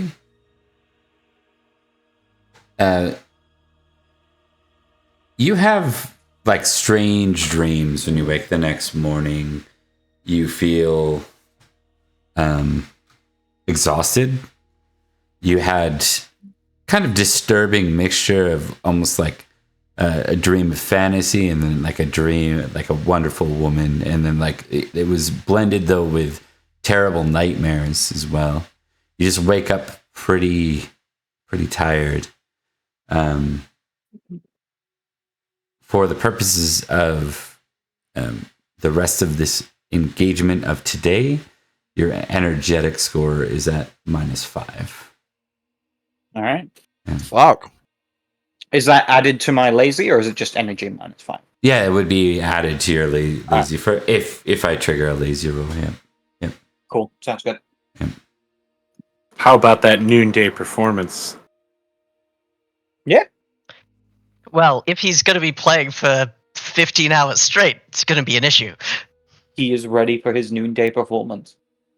Alabaster shows up. You can see that he's messing with his hair, kind of uncharacteristically. He says, "My apologies.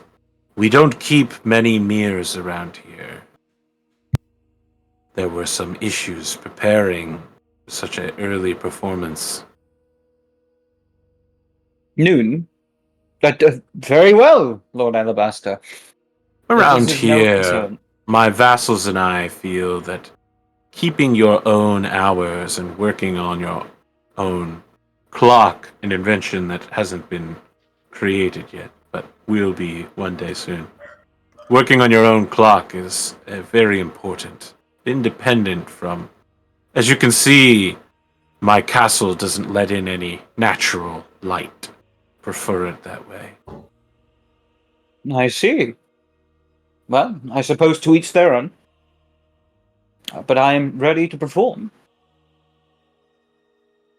Alabaster lowers himself into a nice seat in like a room filled with instruments, which includes the strange cantel and like a bass. An accordion. Bass. There is actually a straight up bass there. And a bass. There's just a bass on the fish on the ceiling. wall. Yeah, on the wall. Sorry. You press a Wow. button and it speaks. Why would they mount a fish? It's a bas relief just for the purposes of the pun. Yeah. That makes sense. Wow. That's better. That's better. Horrible. Absolutely horrible joke. Unbelievable. Oh. All right. It is new right. indeed, but it is ancient in my dreams. It holds the image of a fish carved. All right, That's Dwarf Florence. Fortress, calm down. That You Florence see- would take forth the harp. Oh god. Right, no, it's distracting. Alright. Please. Grabs forth his harp as he makes a brief humming and goes, "This is a song that I've played before kings, counts, and dukes.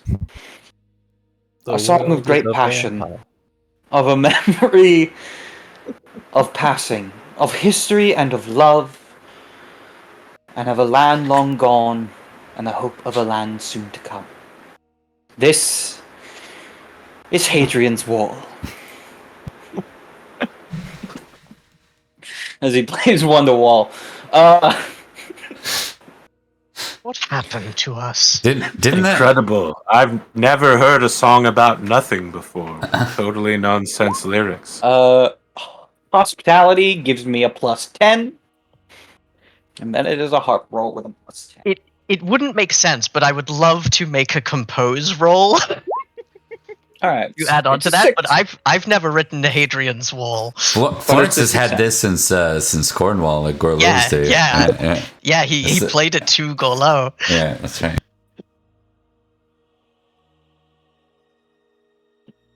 You should be aware that my audience is getting... My audience gets really tired of me making Wonderwall references all the time, and apparently you guys only do them when I'm here. Can't beat the Incredible. What a classics, baby. choice. Yeah, okay. Mhm. Classics. In the last 20 years? Okay. Not the song, the bit, my friend, the bit. Oh, okay. The meme outlived the song. Although Never Gonna Give You Up is legitimately good, and I'm gonna die on this hill. That is incorrect. If you go to karaoke or you listen to like a bar performer, Wonderwall is on their set every time. Literally every Yeah, time. for sure. So, It's the first You song go to people learn. college and there's a guy with a guitar, Wonderwall, 100% is going to get played. It's the only song he knows. That's this. Alright, but yes, he does play the song, and he does well. He doesn't fail.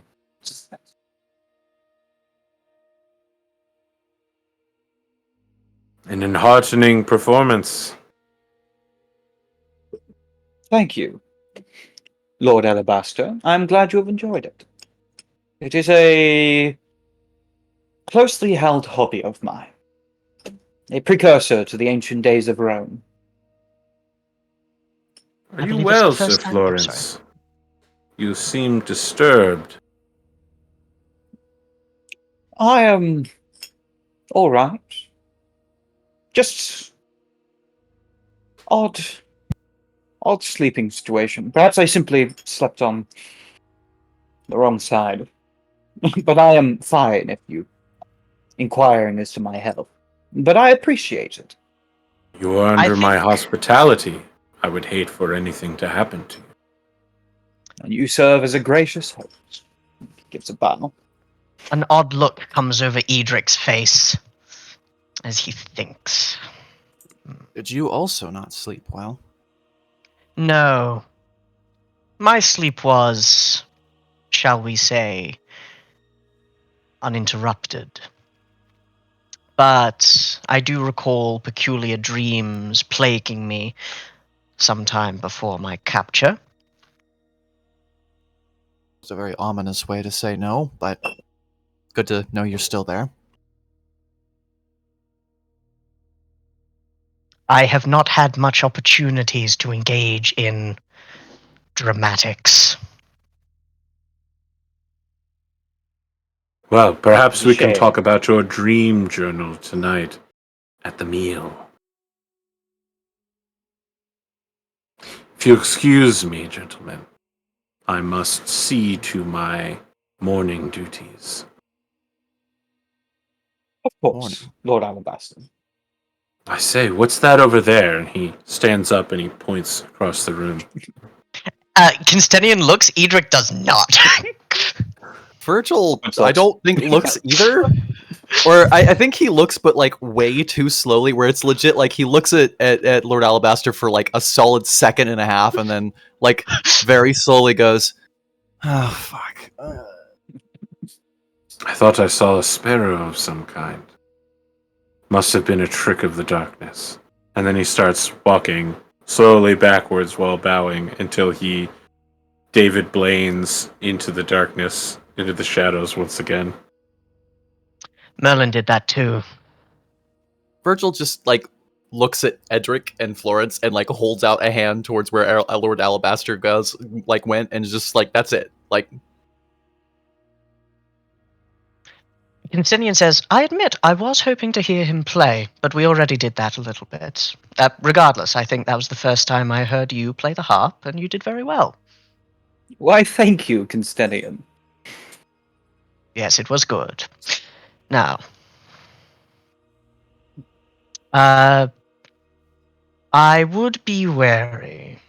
I'm not certain what's happening precisely, but just make sure you are in better health tomorrow. I'm not certain if one can stop what is occurring. Perhaps pray before bed. You probably do anyway, right? I always do. Whatever it is, I'm sure I can simply get more sleep on the next night. I have a Indeed. suggestion. Pray tell. There's 4 of us. We could sleep in watches if we share a room. 2 rooms instead of 4. Could help make sure that nothing strange is happening in our sleep. After you say that, you hear the sounds of the strange Finnish stringed instrument again, and you hear a polka cover of Barbie Girl by Aqua. It's really upbeat. It's so strange for the vibe of this castle. I have never He is heard a quite- song of this like before. He is quite the eccentric. I suppose it is to be expected when it comes to creatives. I write poetry, and he like briefly stops, and he's like, "No, wait, hold on. No, I've got many foibles. Point proven. Never mind." So, not to get too far off topic, but sharing rooms? I This don't is an see much of a acceptable need plan. for it. Oh, And very all right well, then. if you wish to go for it. But to be honest, if there is something odd going on here, I don't think there's anything we can really do to stop it. We have Agreed. 2 more nights. But if we are walking into a slaughter, I would rather make sure that I know it's coming, at the very least. Cynstenian and Edrich can share a room, and you and I can share a room, Florence. I Yes, can that's take the fine with first me. watch. Just like old times. Very well then. All right. So on to the second supper.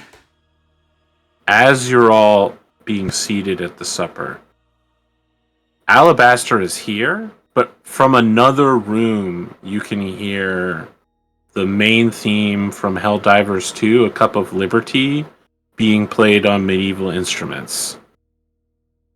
it's so specific. It keeps getting even more specific than the last one.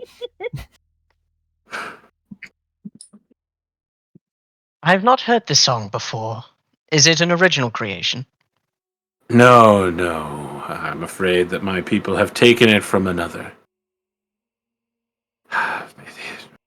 I'm afraid my kitchens were not well stocked today, so I have meager fare here. Just plums and apples, nuts and berries, hot muffins with butter, cheese, mint tea. Oh, there shall be more than enough, Lord Alabaster. Yes, We always we're very appreciate your grateful. courtesy. I'm appreciative of your graciousness in accepting what I can offer to you. Tell me, Florence, what do you know of Thrace?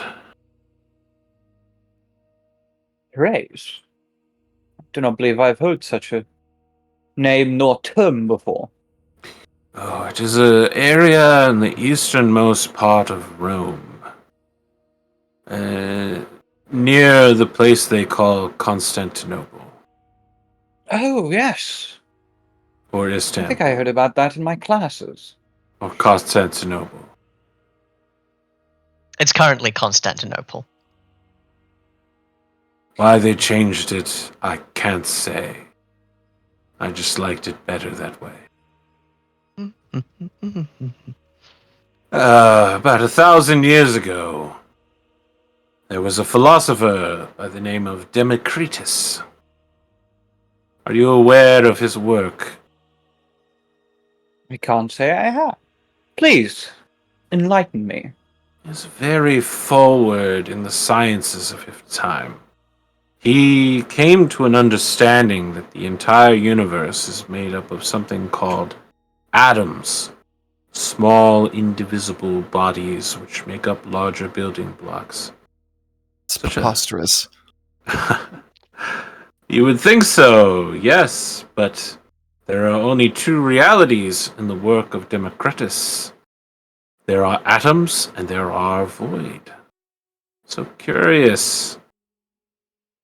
Democritus lays out that we live in a deterministic universe, one in which there is no free will. Indeed, there is not even free thought. The things running through your head are little more than atoms having arranged themselves in ways that were predicted long before you were born. So curious how that aligns with your view of God, does it not, Sir It's Edrich? indeed quite curious.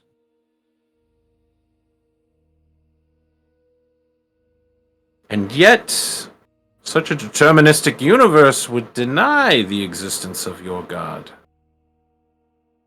Everything set into motion, all things falling over as if dominoes, one by one.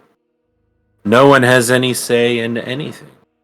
It would Then- seem such a philosophy, a reasoned philosophy from a reasoned man, denies the very existence of God, does it not? Who set up the dominoes? An excellent question. What if the dominoes set themselves up? In that case, would the dominoes themselves not be God or something along those lines?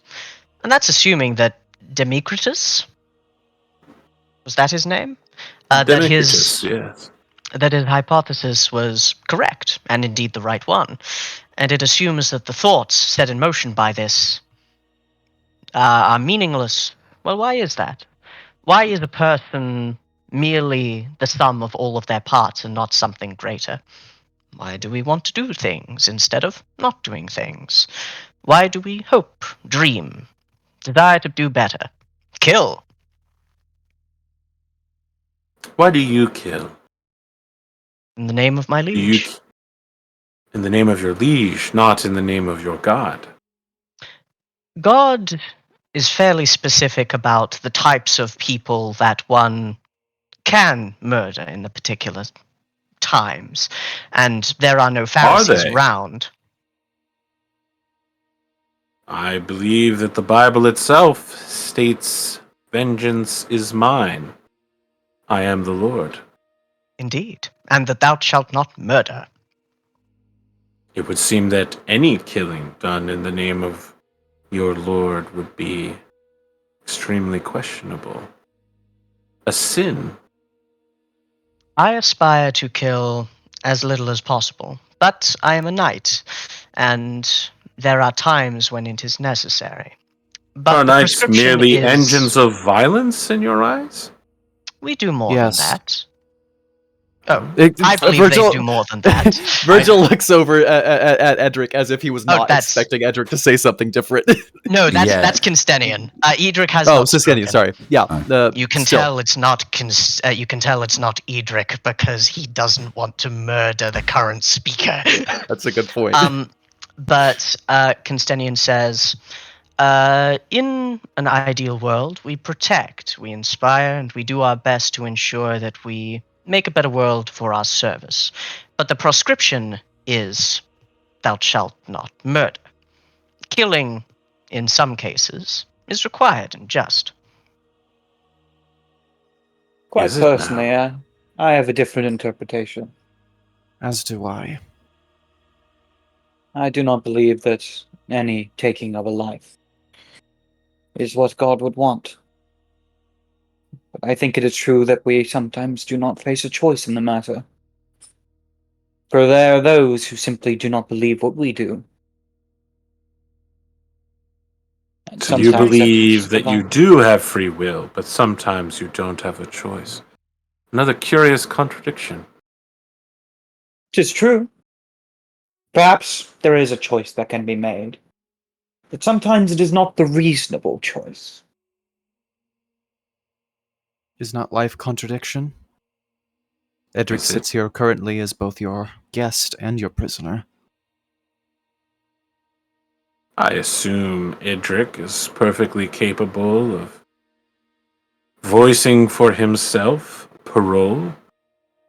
It is not so unusual to have a ward among your guests, is it? I don't mean it as a criticism. I just mean it as an observation. But it is not a contradiction to have both a guest and a prisoner. I All disagree. prisoners are guests, but are all guest prisoners? And then you get into interpretation, which is what all of this is, right? Down to Florence's version of thou shalt not murder, Cynstenian's version of thou shalt not murder, and mine, and yours. You're asking to find our interpretation. I'm asking to see what it is that all of you believe. It's so curious that the commandments of your God are written so exactly and clearly, and yet all of you have such different opinions on truly basic and fundamental concepts. Then perhaps it is simply because we're not perfect creatures.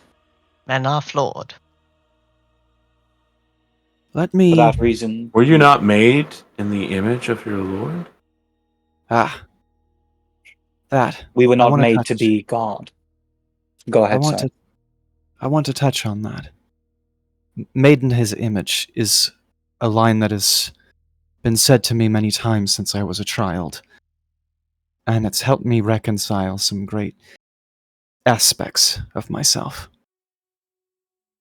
What does that mean to be made in his image? If we were made in his image and yet made to be flawed, wouldn't that imply his flaw as well? But he can't be flawed, he's perfect. I was born with an attraction to death. It comforts me in ways it does not my colleagues. If you're looking at it in your...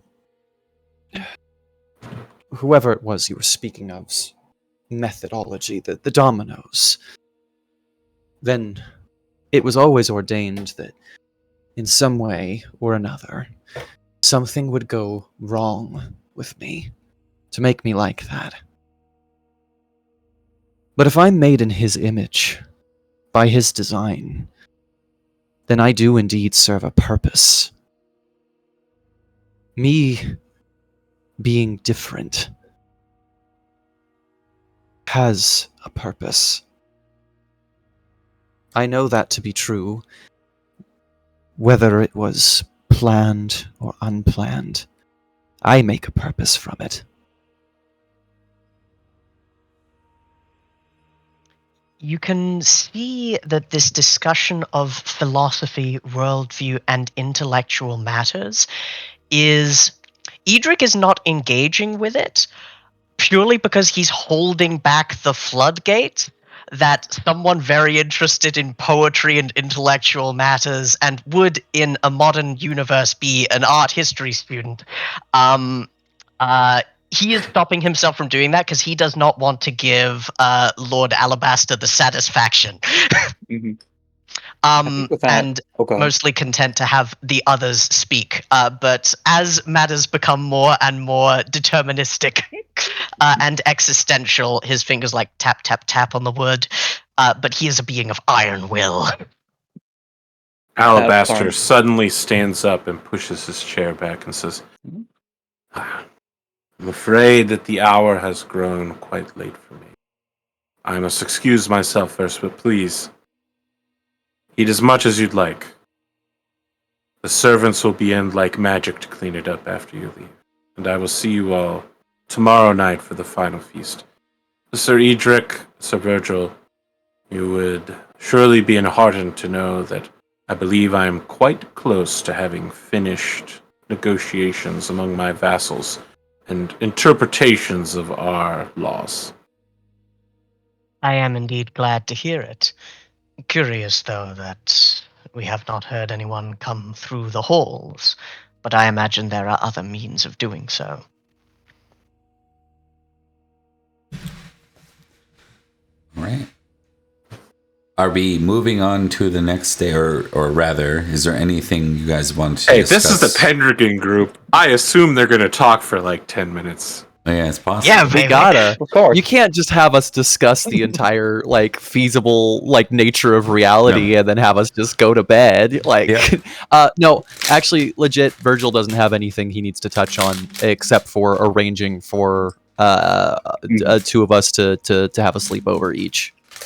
Edrich, do you still talk in your sleep? No. I think Incredible acting. Look at that two-character work right there. Thank you. I think Florence will have a brief conversation with Virgil as they are bunking up in the same room. As he'd say, do you truly just think of yourself as an implement of death?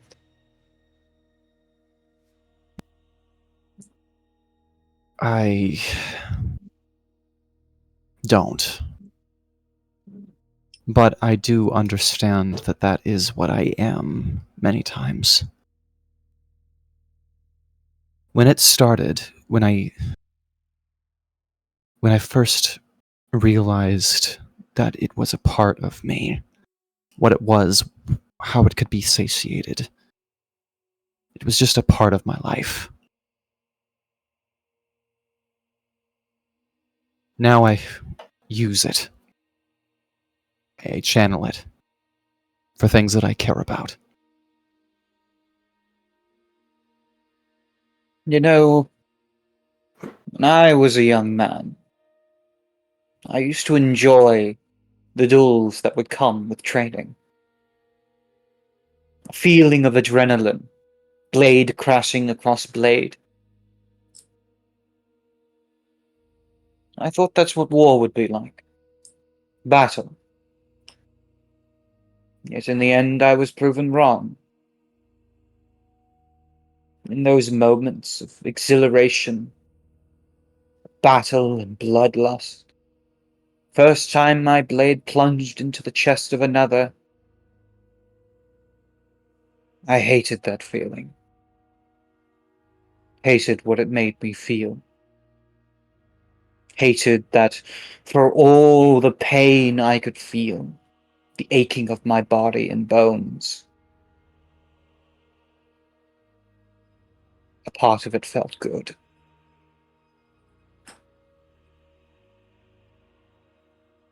So, to put it plainly, Sir Virgil, I hate conflict. A passion in my heart that burns against it. Yes, I know my duty, and I do what must be done. Perhaps I can just push it away to think of it as some lesser evil.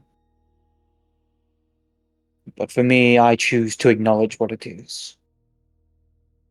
A sin. A sin I will confess before every sleep, and that I will confess upon my death, and hope that I will be welcomed upon those gates.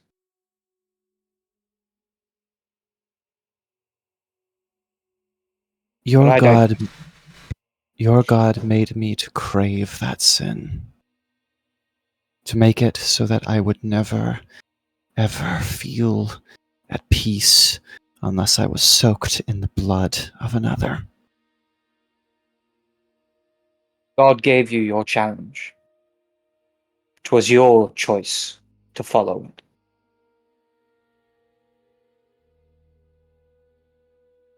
But I digress. An argument would do us no good here. Get some sleep. Try to rest. I'll take the watch tonight. He pauses for a moment. Very well, Sir Virgil. Very well. So Virgil, you're saying... Oh, go ahead. No, yeah, Virgil watches you sleep the whole night. Does he, though? I need an energetic test, Virgil. That should be easy peasy. See how you do with I the like the really idea of Virgil being wee like- hours. Oh. And I that's like the idea of fumble. Virgil being like, I'm gonna watch you. Immediately lights out. Listen, I had a roommate in college that swore he was going to stay up all night and study. Every morning when I woke up, that guy was out cold. So, but you are okay. In fact, because these are very important things, you can tick energetic. Though I will already know- ticked. Oh, okay. I have to run from bees on my property every year. Oh, right. Yeah, that's fair. Okay, so I need all 4 of these characters who are sleeping to please make a spiritual roll, not contested by worldly. Absolutely. The first roll is Cynstenian. Success. Success. Second roll is Edrich. Success.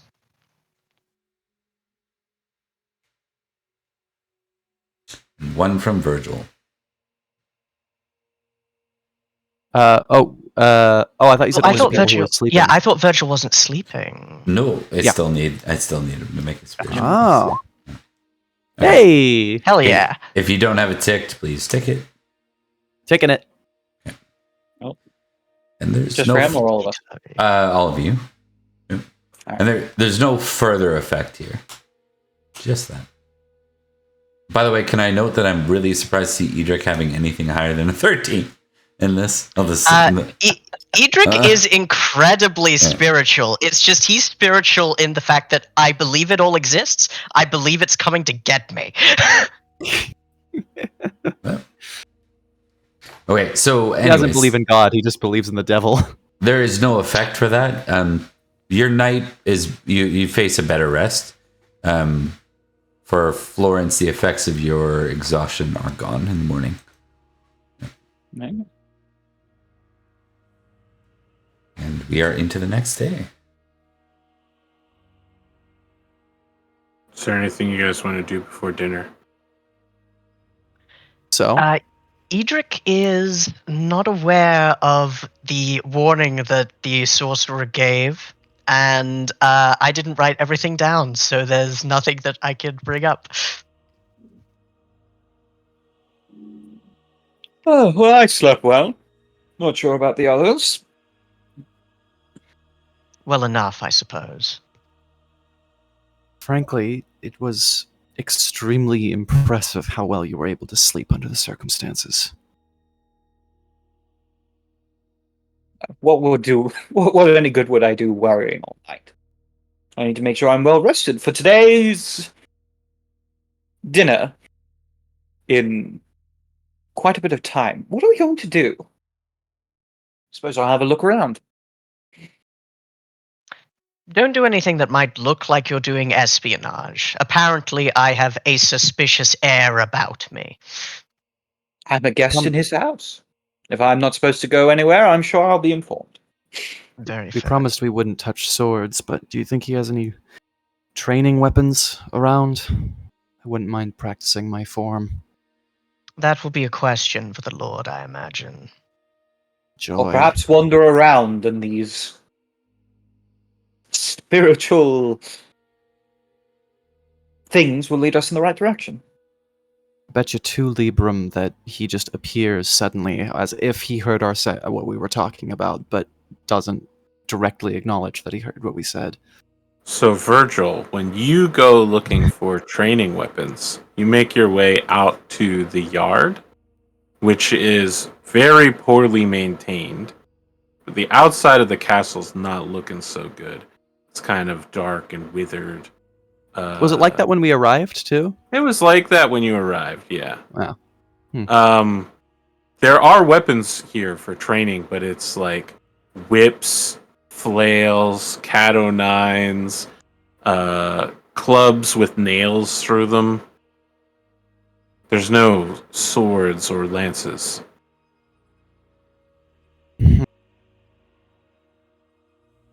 All right. Well, I will find There's a still stick. a quintain, though, which is kind of strange. Indeed.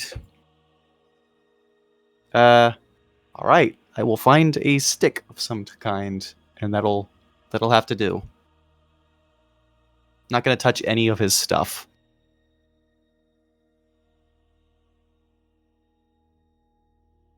Understood. Man, the House of Alabaster are freaks.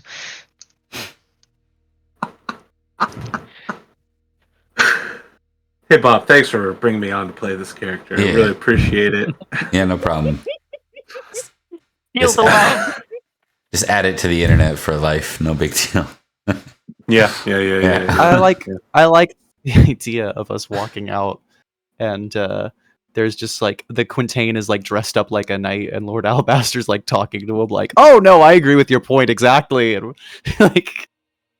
The quintain is in the jousting field, dressed up Yeah. like a knight. Yes, they do that, man. Here, look. I'll just put it in the Knights of Salisbury chat or the stream fam.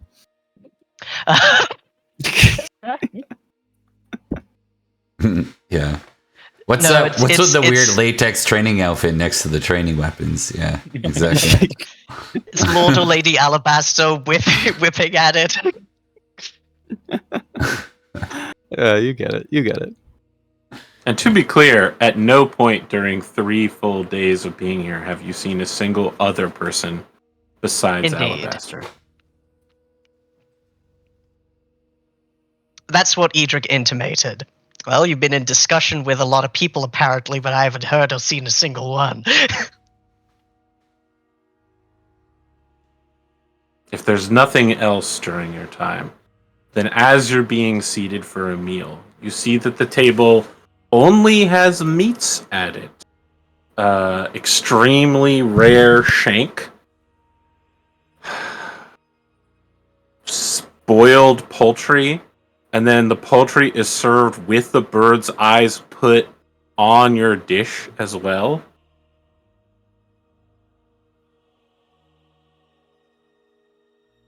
The musical accompaniment is a 1970s sort of swingy, funky cover of Killing in the Name of by Rage Against the Machine, done at like 75% speed.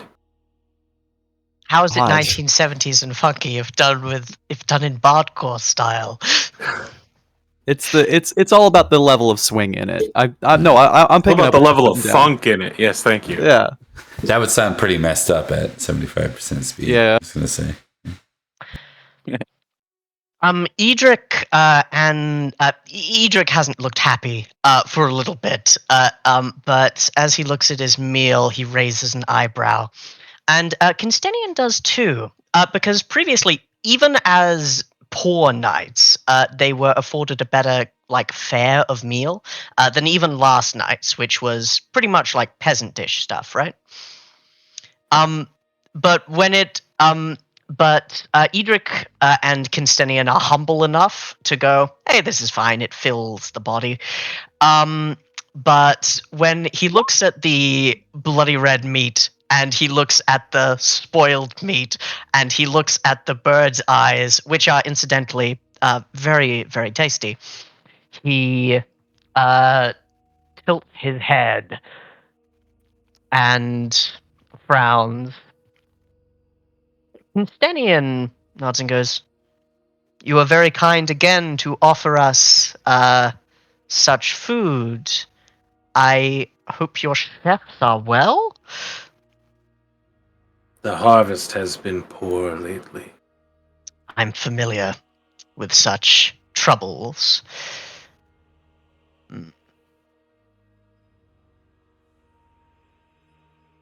I'm I sorry that you are so wrapped up in my misfortunes. So, Edrich, I have excellent news. My court has come to the understanding that the now somewhat roguish sorcerer may have indeed promised to trade one of his arcane creations in exchange for you. Should you fulfill your oaths to wait till tomorrow morning and to not use any swords, you are all free to go. There would be no exchange of ransom. I believe I can accept this, says Edrich, with the tone that he is expecting a curveball. I You will look like abide. you're expecting a curveball. What is a curveball? It's He when you tilts his throw head. a ball and it kind of slices through the air. I would not be expecting that, but thank you. No one ever expects them. I'm not sure I How even know does- what a ball is. How does a ball slice? Never mind.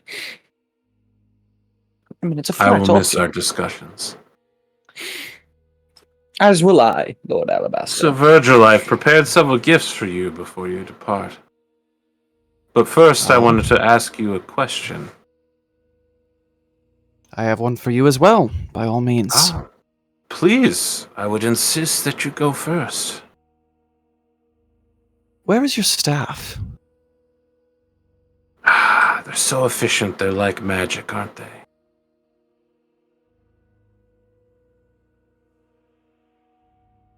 I suppose. I'm afraid my staff are all quite busy, but don't worry. They are best neither seen nor heard. I'm afraid that my lodgings here at my hospitality are as meager as the offerings of my kingdom. It's so unfortunate, but I have done what I can to provide for you while you are here. I do not normally have guests of your caliber. What's another fine contradiction, but another excellent talking point. You've not You've been heard very- of the philosopher Democritus, but let me ask if you've heard of one of his students. Perhaps you've heard of Socrates? I haven't. I don't have much use for philosophers. Wow. It hurt me so much to say that. The person who named himself Virgil. I love Socrates. He's my favorite. That's real What? messed up. Socrates is literally one of the worst people to have ever lived. Oh, you can't say that to me, man. You can't Literally say that tried me. to overthrow a democratic government and was like, I'm on trial? Am I guilty? I guess that my That's punishment what should be Athens you said, should give dude. me room and food and board board for the rest for of my life. life. What a baller. And they're like, we're not going to give you room and board. We're going to fucking murder you, you idiot. It's even better when you understand exactly how the Athenian like trial Sure, system sure, works. sure. It's so good. Anyway, all right. Sure. So Sorry, let me ask you above board a quick question.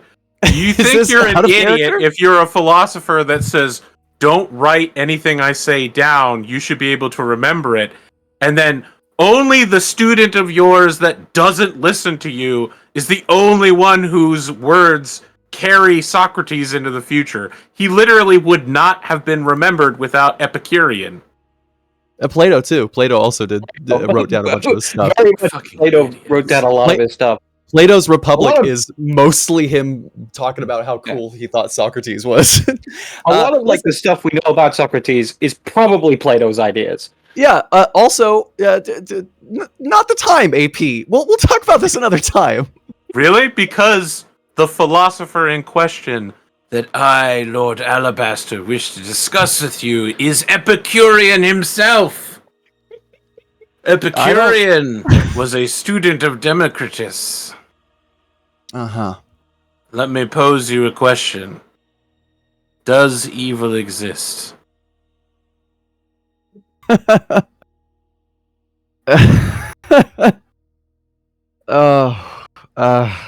That is a very loaded question.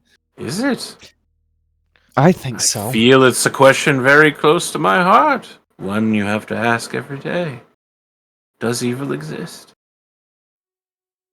I think that if evil exists, man does not know it.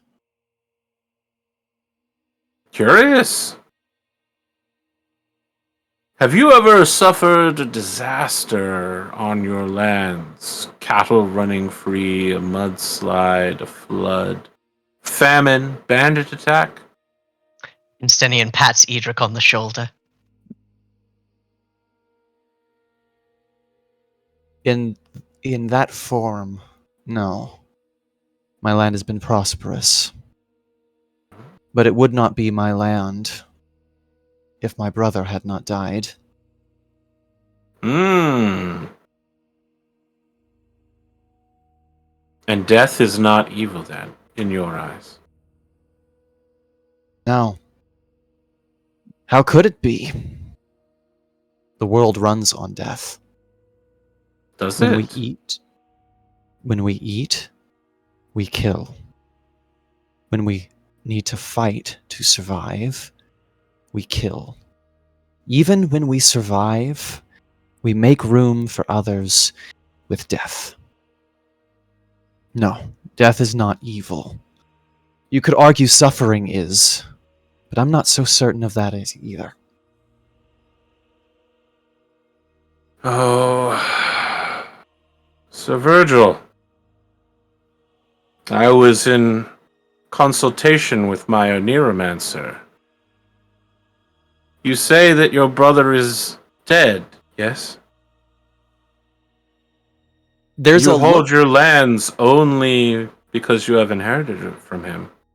there's a Would look, that not mean if he was to be alive, you would not even be a knight?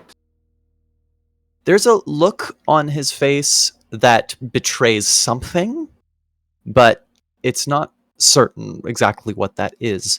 However, he goes, I was knighted a year after him. My status as a knight is not in question. Oh.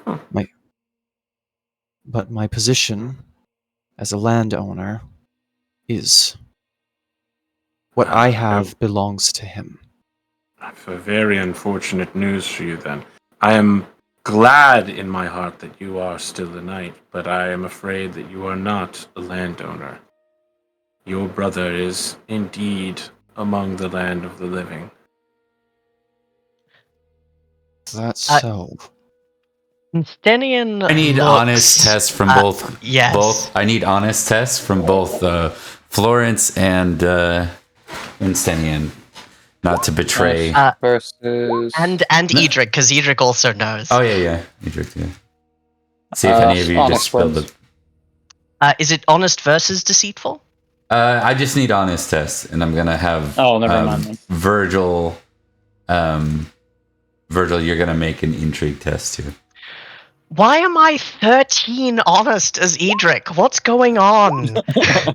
Okay. I think Virgil, you look over and you see on Florence and Cynstenian's face a look of guilt as this topic comes up.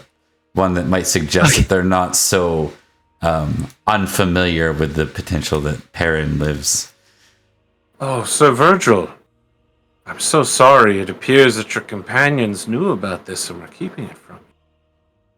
My greatest condolences. It is unfortunate to live in a house of lies.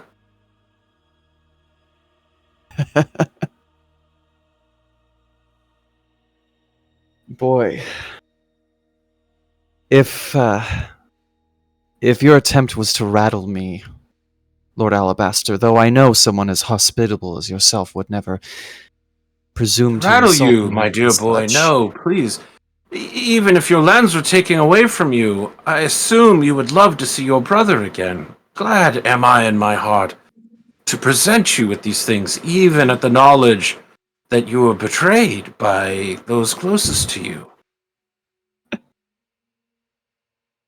I was honestly starting to think that I had you figured out, but I didn't. It's nice to see that goes both ways.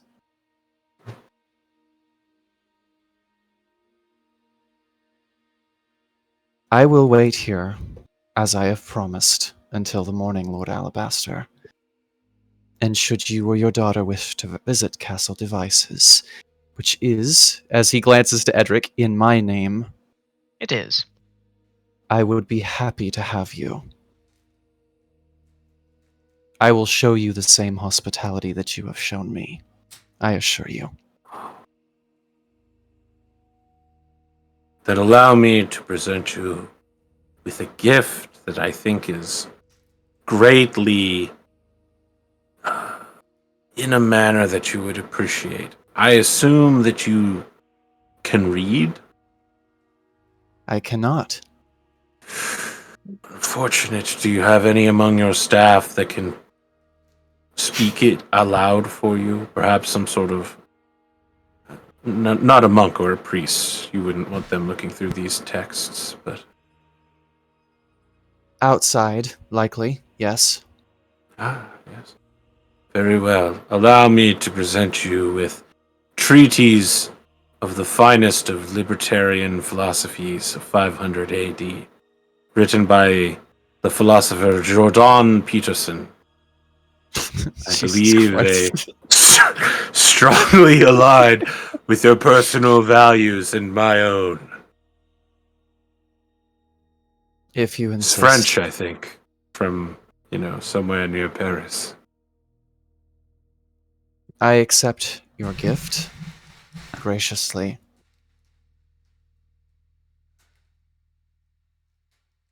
Order and chaos, Sir Virgil. Order and chaos. And he pushes two huge tomes that say the collected works of the philosopher Jordan Peterson, part 1 and 2. And of course, for the rest of you, I've prepared gift bags to apologize for your time here. Rare soaps, some incense, myrrh. We couldn't get any of that Franken stuff at short notice. And just some little bits and baubles, little iconography. I did some woodwork of things from mythology I thought you might find interesting. You are very kind, Lord Alabaster, says No, Cynstenian. please. Still a little worried about Sir Virgil's reaction. Edrich, however, just watches. Oh, comes with a whistle. How quaint. Well, I'm very sorry I didn't get around to the thing about Epicurean, but it would appear that we have moved past that. Gentlemen, I hope you enjoy your bloody and rare meats. We'll not see you off in the morning, unfortunately, but know that your rooms will be tidied up after you. It was a pleasure to have you, and I apologize for the circumstances that led to this. And then Alabaster is going to move super creepily so that, again, his back never faces any of you, to stand behind Edrich and put his hands so weirdly on his shoulders and say, Sir Edrich, I would be glad to have you in my halls once more, to hear the echo of your laughter and cries in the halls of my house.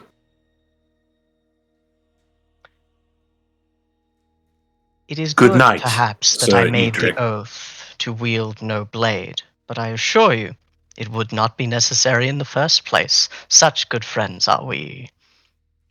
Enjoy your night. Old defenseless man who has done nothing hostile towards you, Sir Edrich. Hence Would why you it would threaten not me be in my necessary. own house? At my own Threaten? dinner table? Threaten? You're the only I one said who it heard was a not threat, my necessary. friend. Oh. I heard no threat. He turns to look at Sir Florence.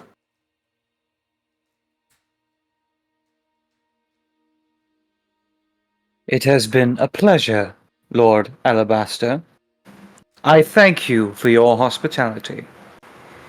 My only regret is that I was not able to see your dear daughter. Perhaps next time. And of course, you are welcome to visit my home. Your daughter as well, of course. Though I imagine it quite a trip. I'm welcome to visit your home. Thank you, Sir Florence. Thank you so very much.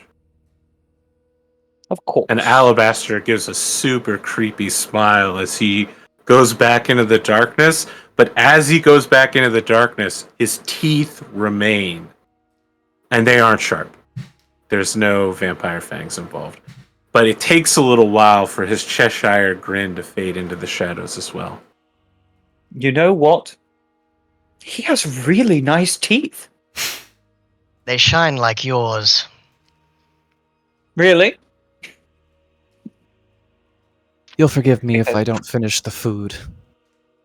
Virgil stands and makes his way to his room. Mm. I say this has been a lovely dinner.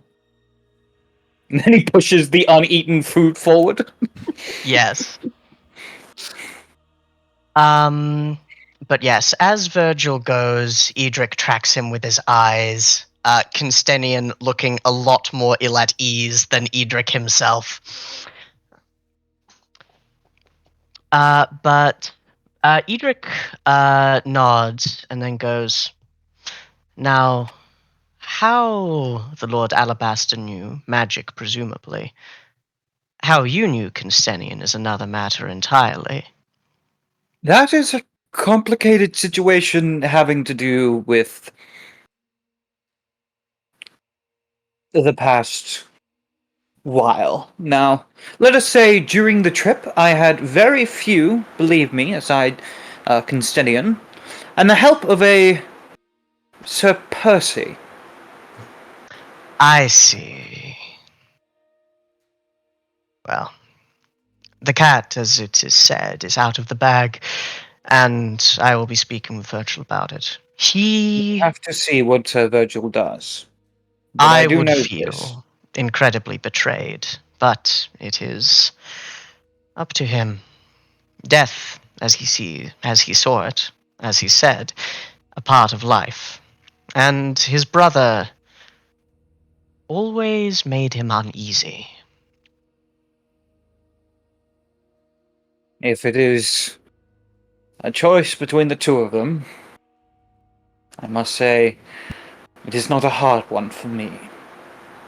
But you are his marshal, and from what I hear, he is your hound. You will handle it, I'm sure. He might see himself as a hound, but he is a man. And I find it... Unfortunately, I wish he could see the same. I find it discourteous to compare them. It is an odd thing to be compared to one's family members. And indeed, I have been on the receiving and the giving end there. Virgil has many strengths and weaknesses in his own right, as does Sir Percy. But we'll just see what happens. Oh, I'm fully expecting to get attacked at some point throughout the night to test the will not wield a blade kind of thing, so be ready for that. I know, don't touch any swords, blades, any of the other. But we are still under the right of hospitality. Any harm to us will not look good upon the Lord Alabaster. Quite so. Alabaster. I knew what Either you case. meant. His name is Alistair Alabaster. Alistair A. Alabaster. Yeah, with that, Florence will stand and go, "Well, I'm going to prepare myself for sleep. You're Sure, not we shall sleeping talk tonight, soon. bucko. We'll find out, won't we?" All right. We Yeah. will Prepare yourself to watch Perin sleep or Virgil sleep. Yeah. we Yeah. will do one more spiritual test for the three of you. You can add a +5, or all four characters +5 because you succeeded last time. Also, as they're sharing a room, would Virgil say anything to Sir Florence? Nope, not a word. Not Is unless you Vir- bring it up. Is Virgil trying to sleep? What's he doing this time? Is he trying to stay Virgil awake? is going to sleep. It's Florence's watch this time. Okay. He's not going to stay up for 72 hours or 48 hours straight. No. That's not happening. Success on both. Arr. Good thing I had the +5 for Edrich. You guys succeeded at the other one. So Ooh, failure this time. Okay. Oh. Okay. I got him, Bob. I got him. Okay, and then Virgil got it. He succeeded. Did you roll straight? Correct. Yeah. Okay, perfect. Okay, so Careful, I haven't forgotten my roots as a dandy knight. I'm going to insult your whatever your servants are's fashion. I don't have to cut with a sword. Mark, I need to roll a d6. All right. 3. Okay. I want you to write the directed trait doubt down, and we'll talk about what doubt means All right. later on. Got it. 3. When you wake up in the morning feeling like P. Diddy, Oh, God. all of your gift bags have been packed, your horses are all ready to go, and like a breakfast granola has been set out for you on little trays. Let us away from here. All right. Please.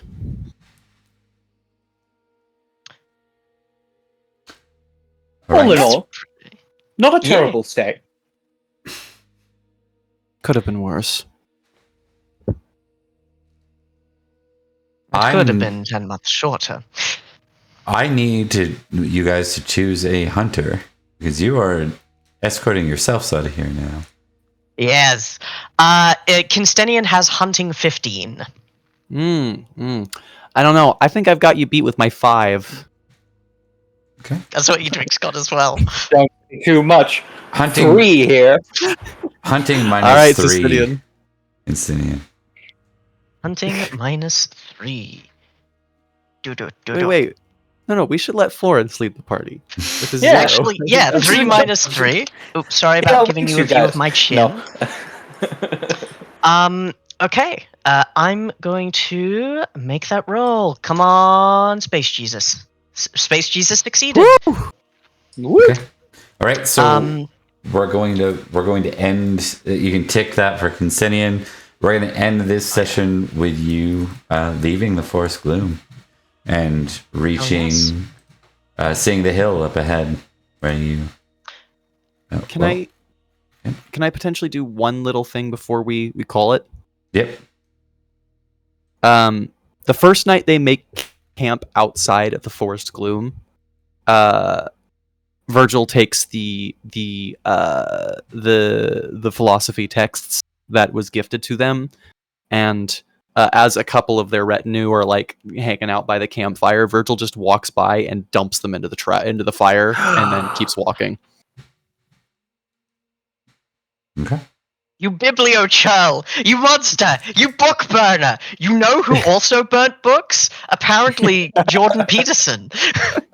He did not even open the case, and he didn't even open the cover, and that would have been the case regardless of who wrote it. Right. Not a fan of reading.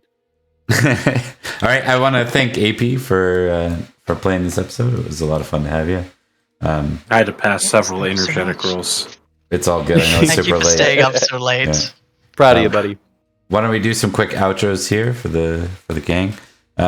Thomas, you got anything to shout out? No, I do not. I am playing in some other stuff. However, they will be introduced later. I am a ghost. Do not perceive me. Awesome. Vroom. Mark. But yes, that's been me. Oh, I'm sorry. I didn't see you there. I was just checking out our handy dandy Discord. By the way, did you know we have a Discord? Come check us out. Lots of fun stuff on there, such as shitposting, memes, as well as notifications on whenever we go live, as well as new projects we are doing. I have been Mark, aka the Cat's Meow, playing Sir Florence of Idmiston, and apparently the unrecognized Baron of Axe in these lands. Not bitter about that at all.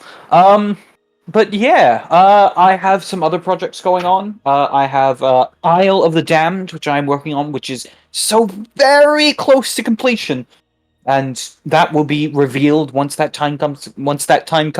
But just know, Dark Age vampire on an island, in the middle of nowhere. Look I'm forward in to it. that. You can hear my And bad Thomas Scottish is in it. accent. Exactly. Bad Scottish accents for everyone. But that has been me. Awesome. We'll go to Liam. Hey everybody, I'm Liam. I had a very delightful session as Sir Virgil of Durnford. Some very fun revelations I really want to touch on next episode. There's going to have to be a fun little talk, and I'm very much looking forward to it. In general, what a delightful session. Thank you so much for being back for us, AP. And I will see you all next week. I'll be counting the days. Awesome. AP, you got anything you want to shout out as the guest here? I don't have anything I want to shout out, but I just want to say this. I failed miserably in my mission, but Bob, I handed you 2 golden gems in the form of a shape-changing sparrow that has a free invite to go see the Countess, and an apparent verbal contract that Lord Alabaster may be allowed to enter into certain premises for visits under Shield of Hospitality. That's all I have to offer you, Bob. Right. It's fair. That's fair. All right. I did my best. No, it was good. It was good. And the players rolled pretty well, and it was a good role play. So, yeah, if you're watching this, we play Pendragon 3 times a week. We have this Sunday game set in Salisbury.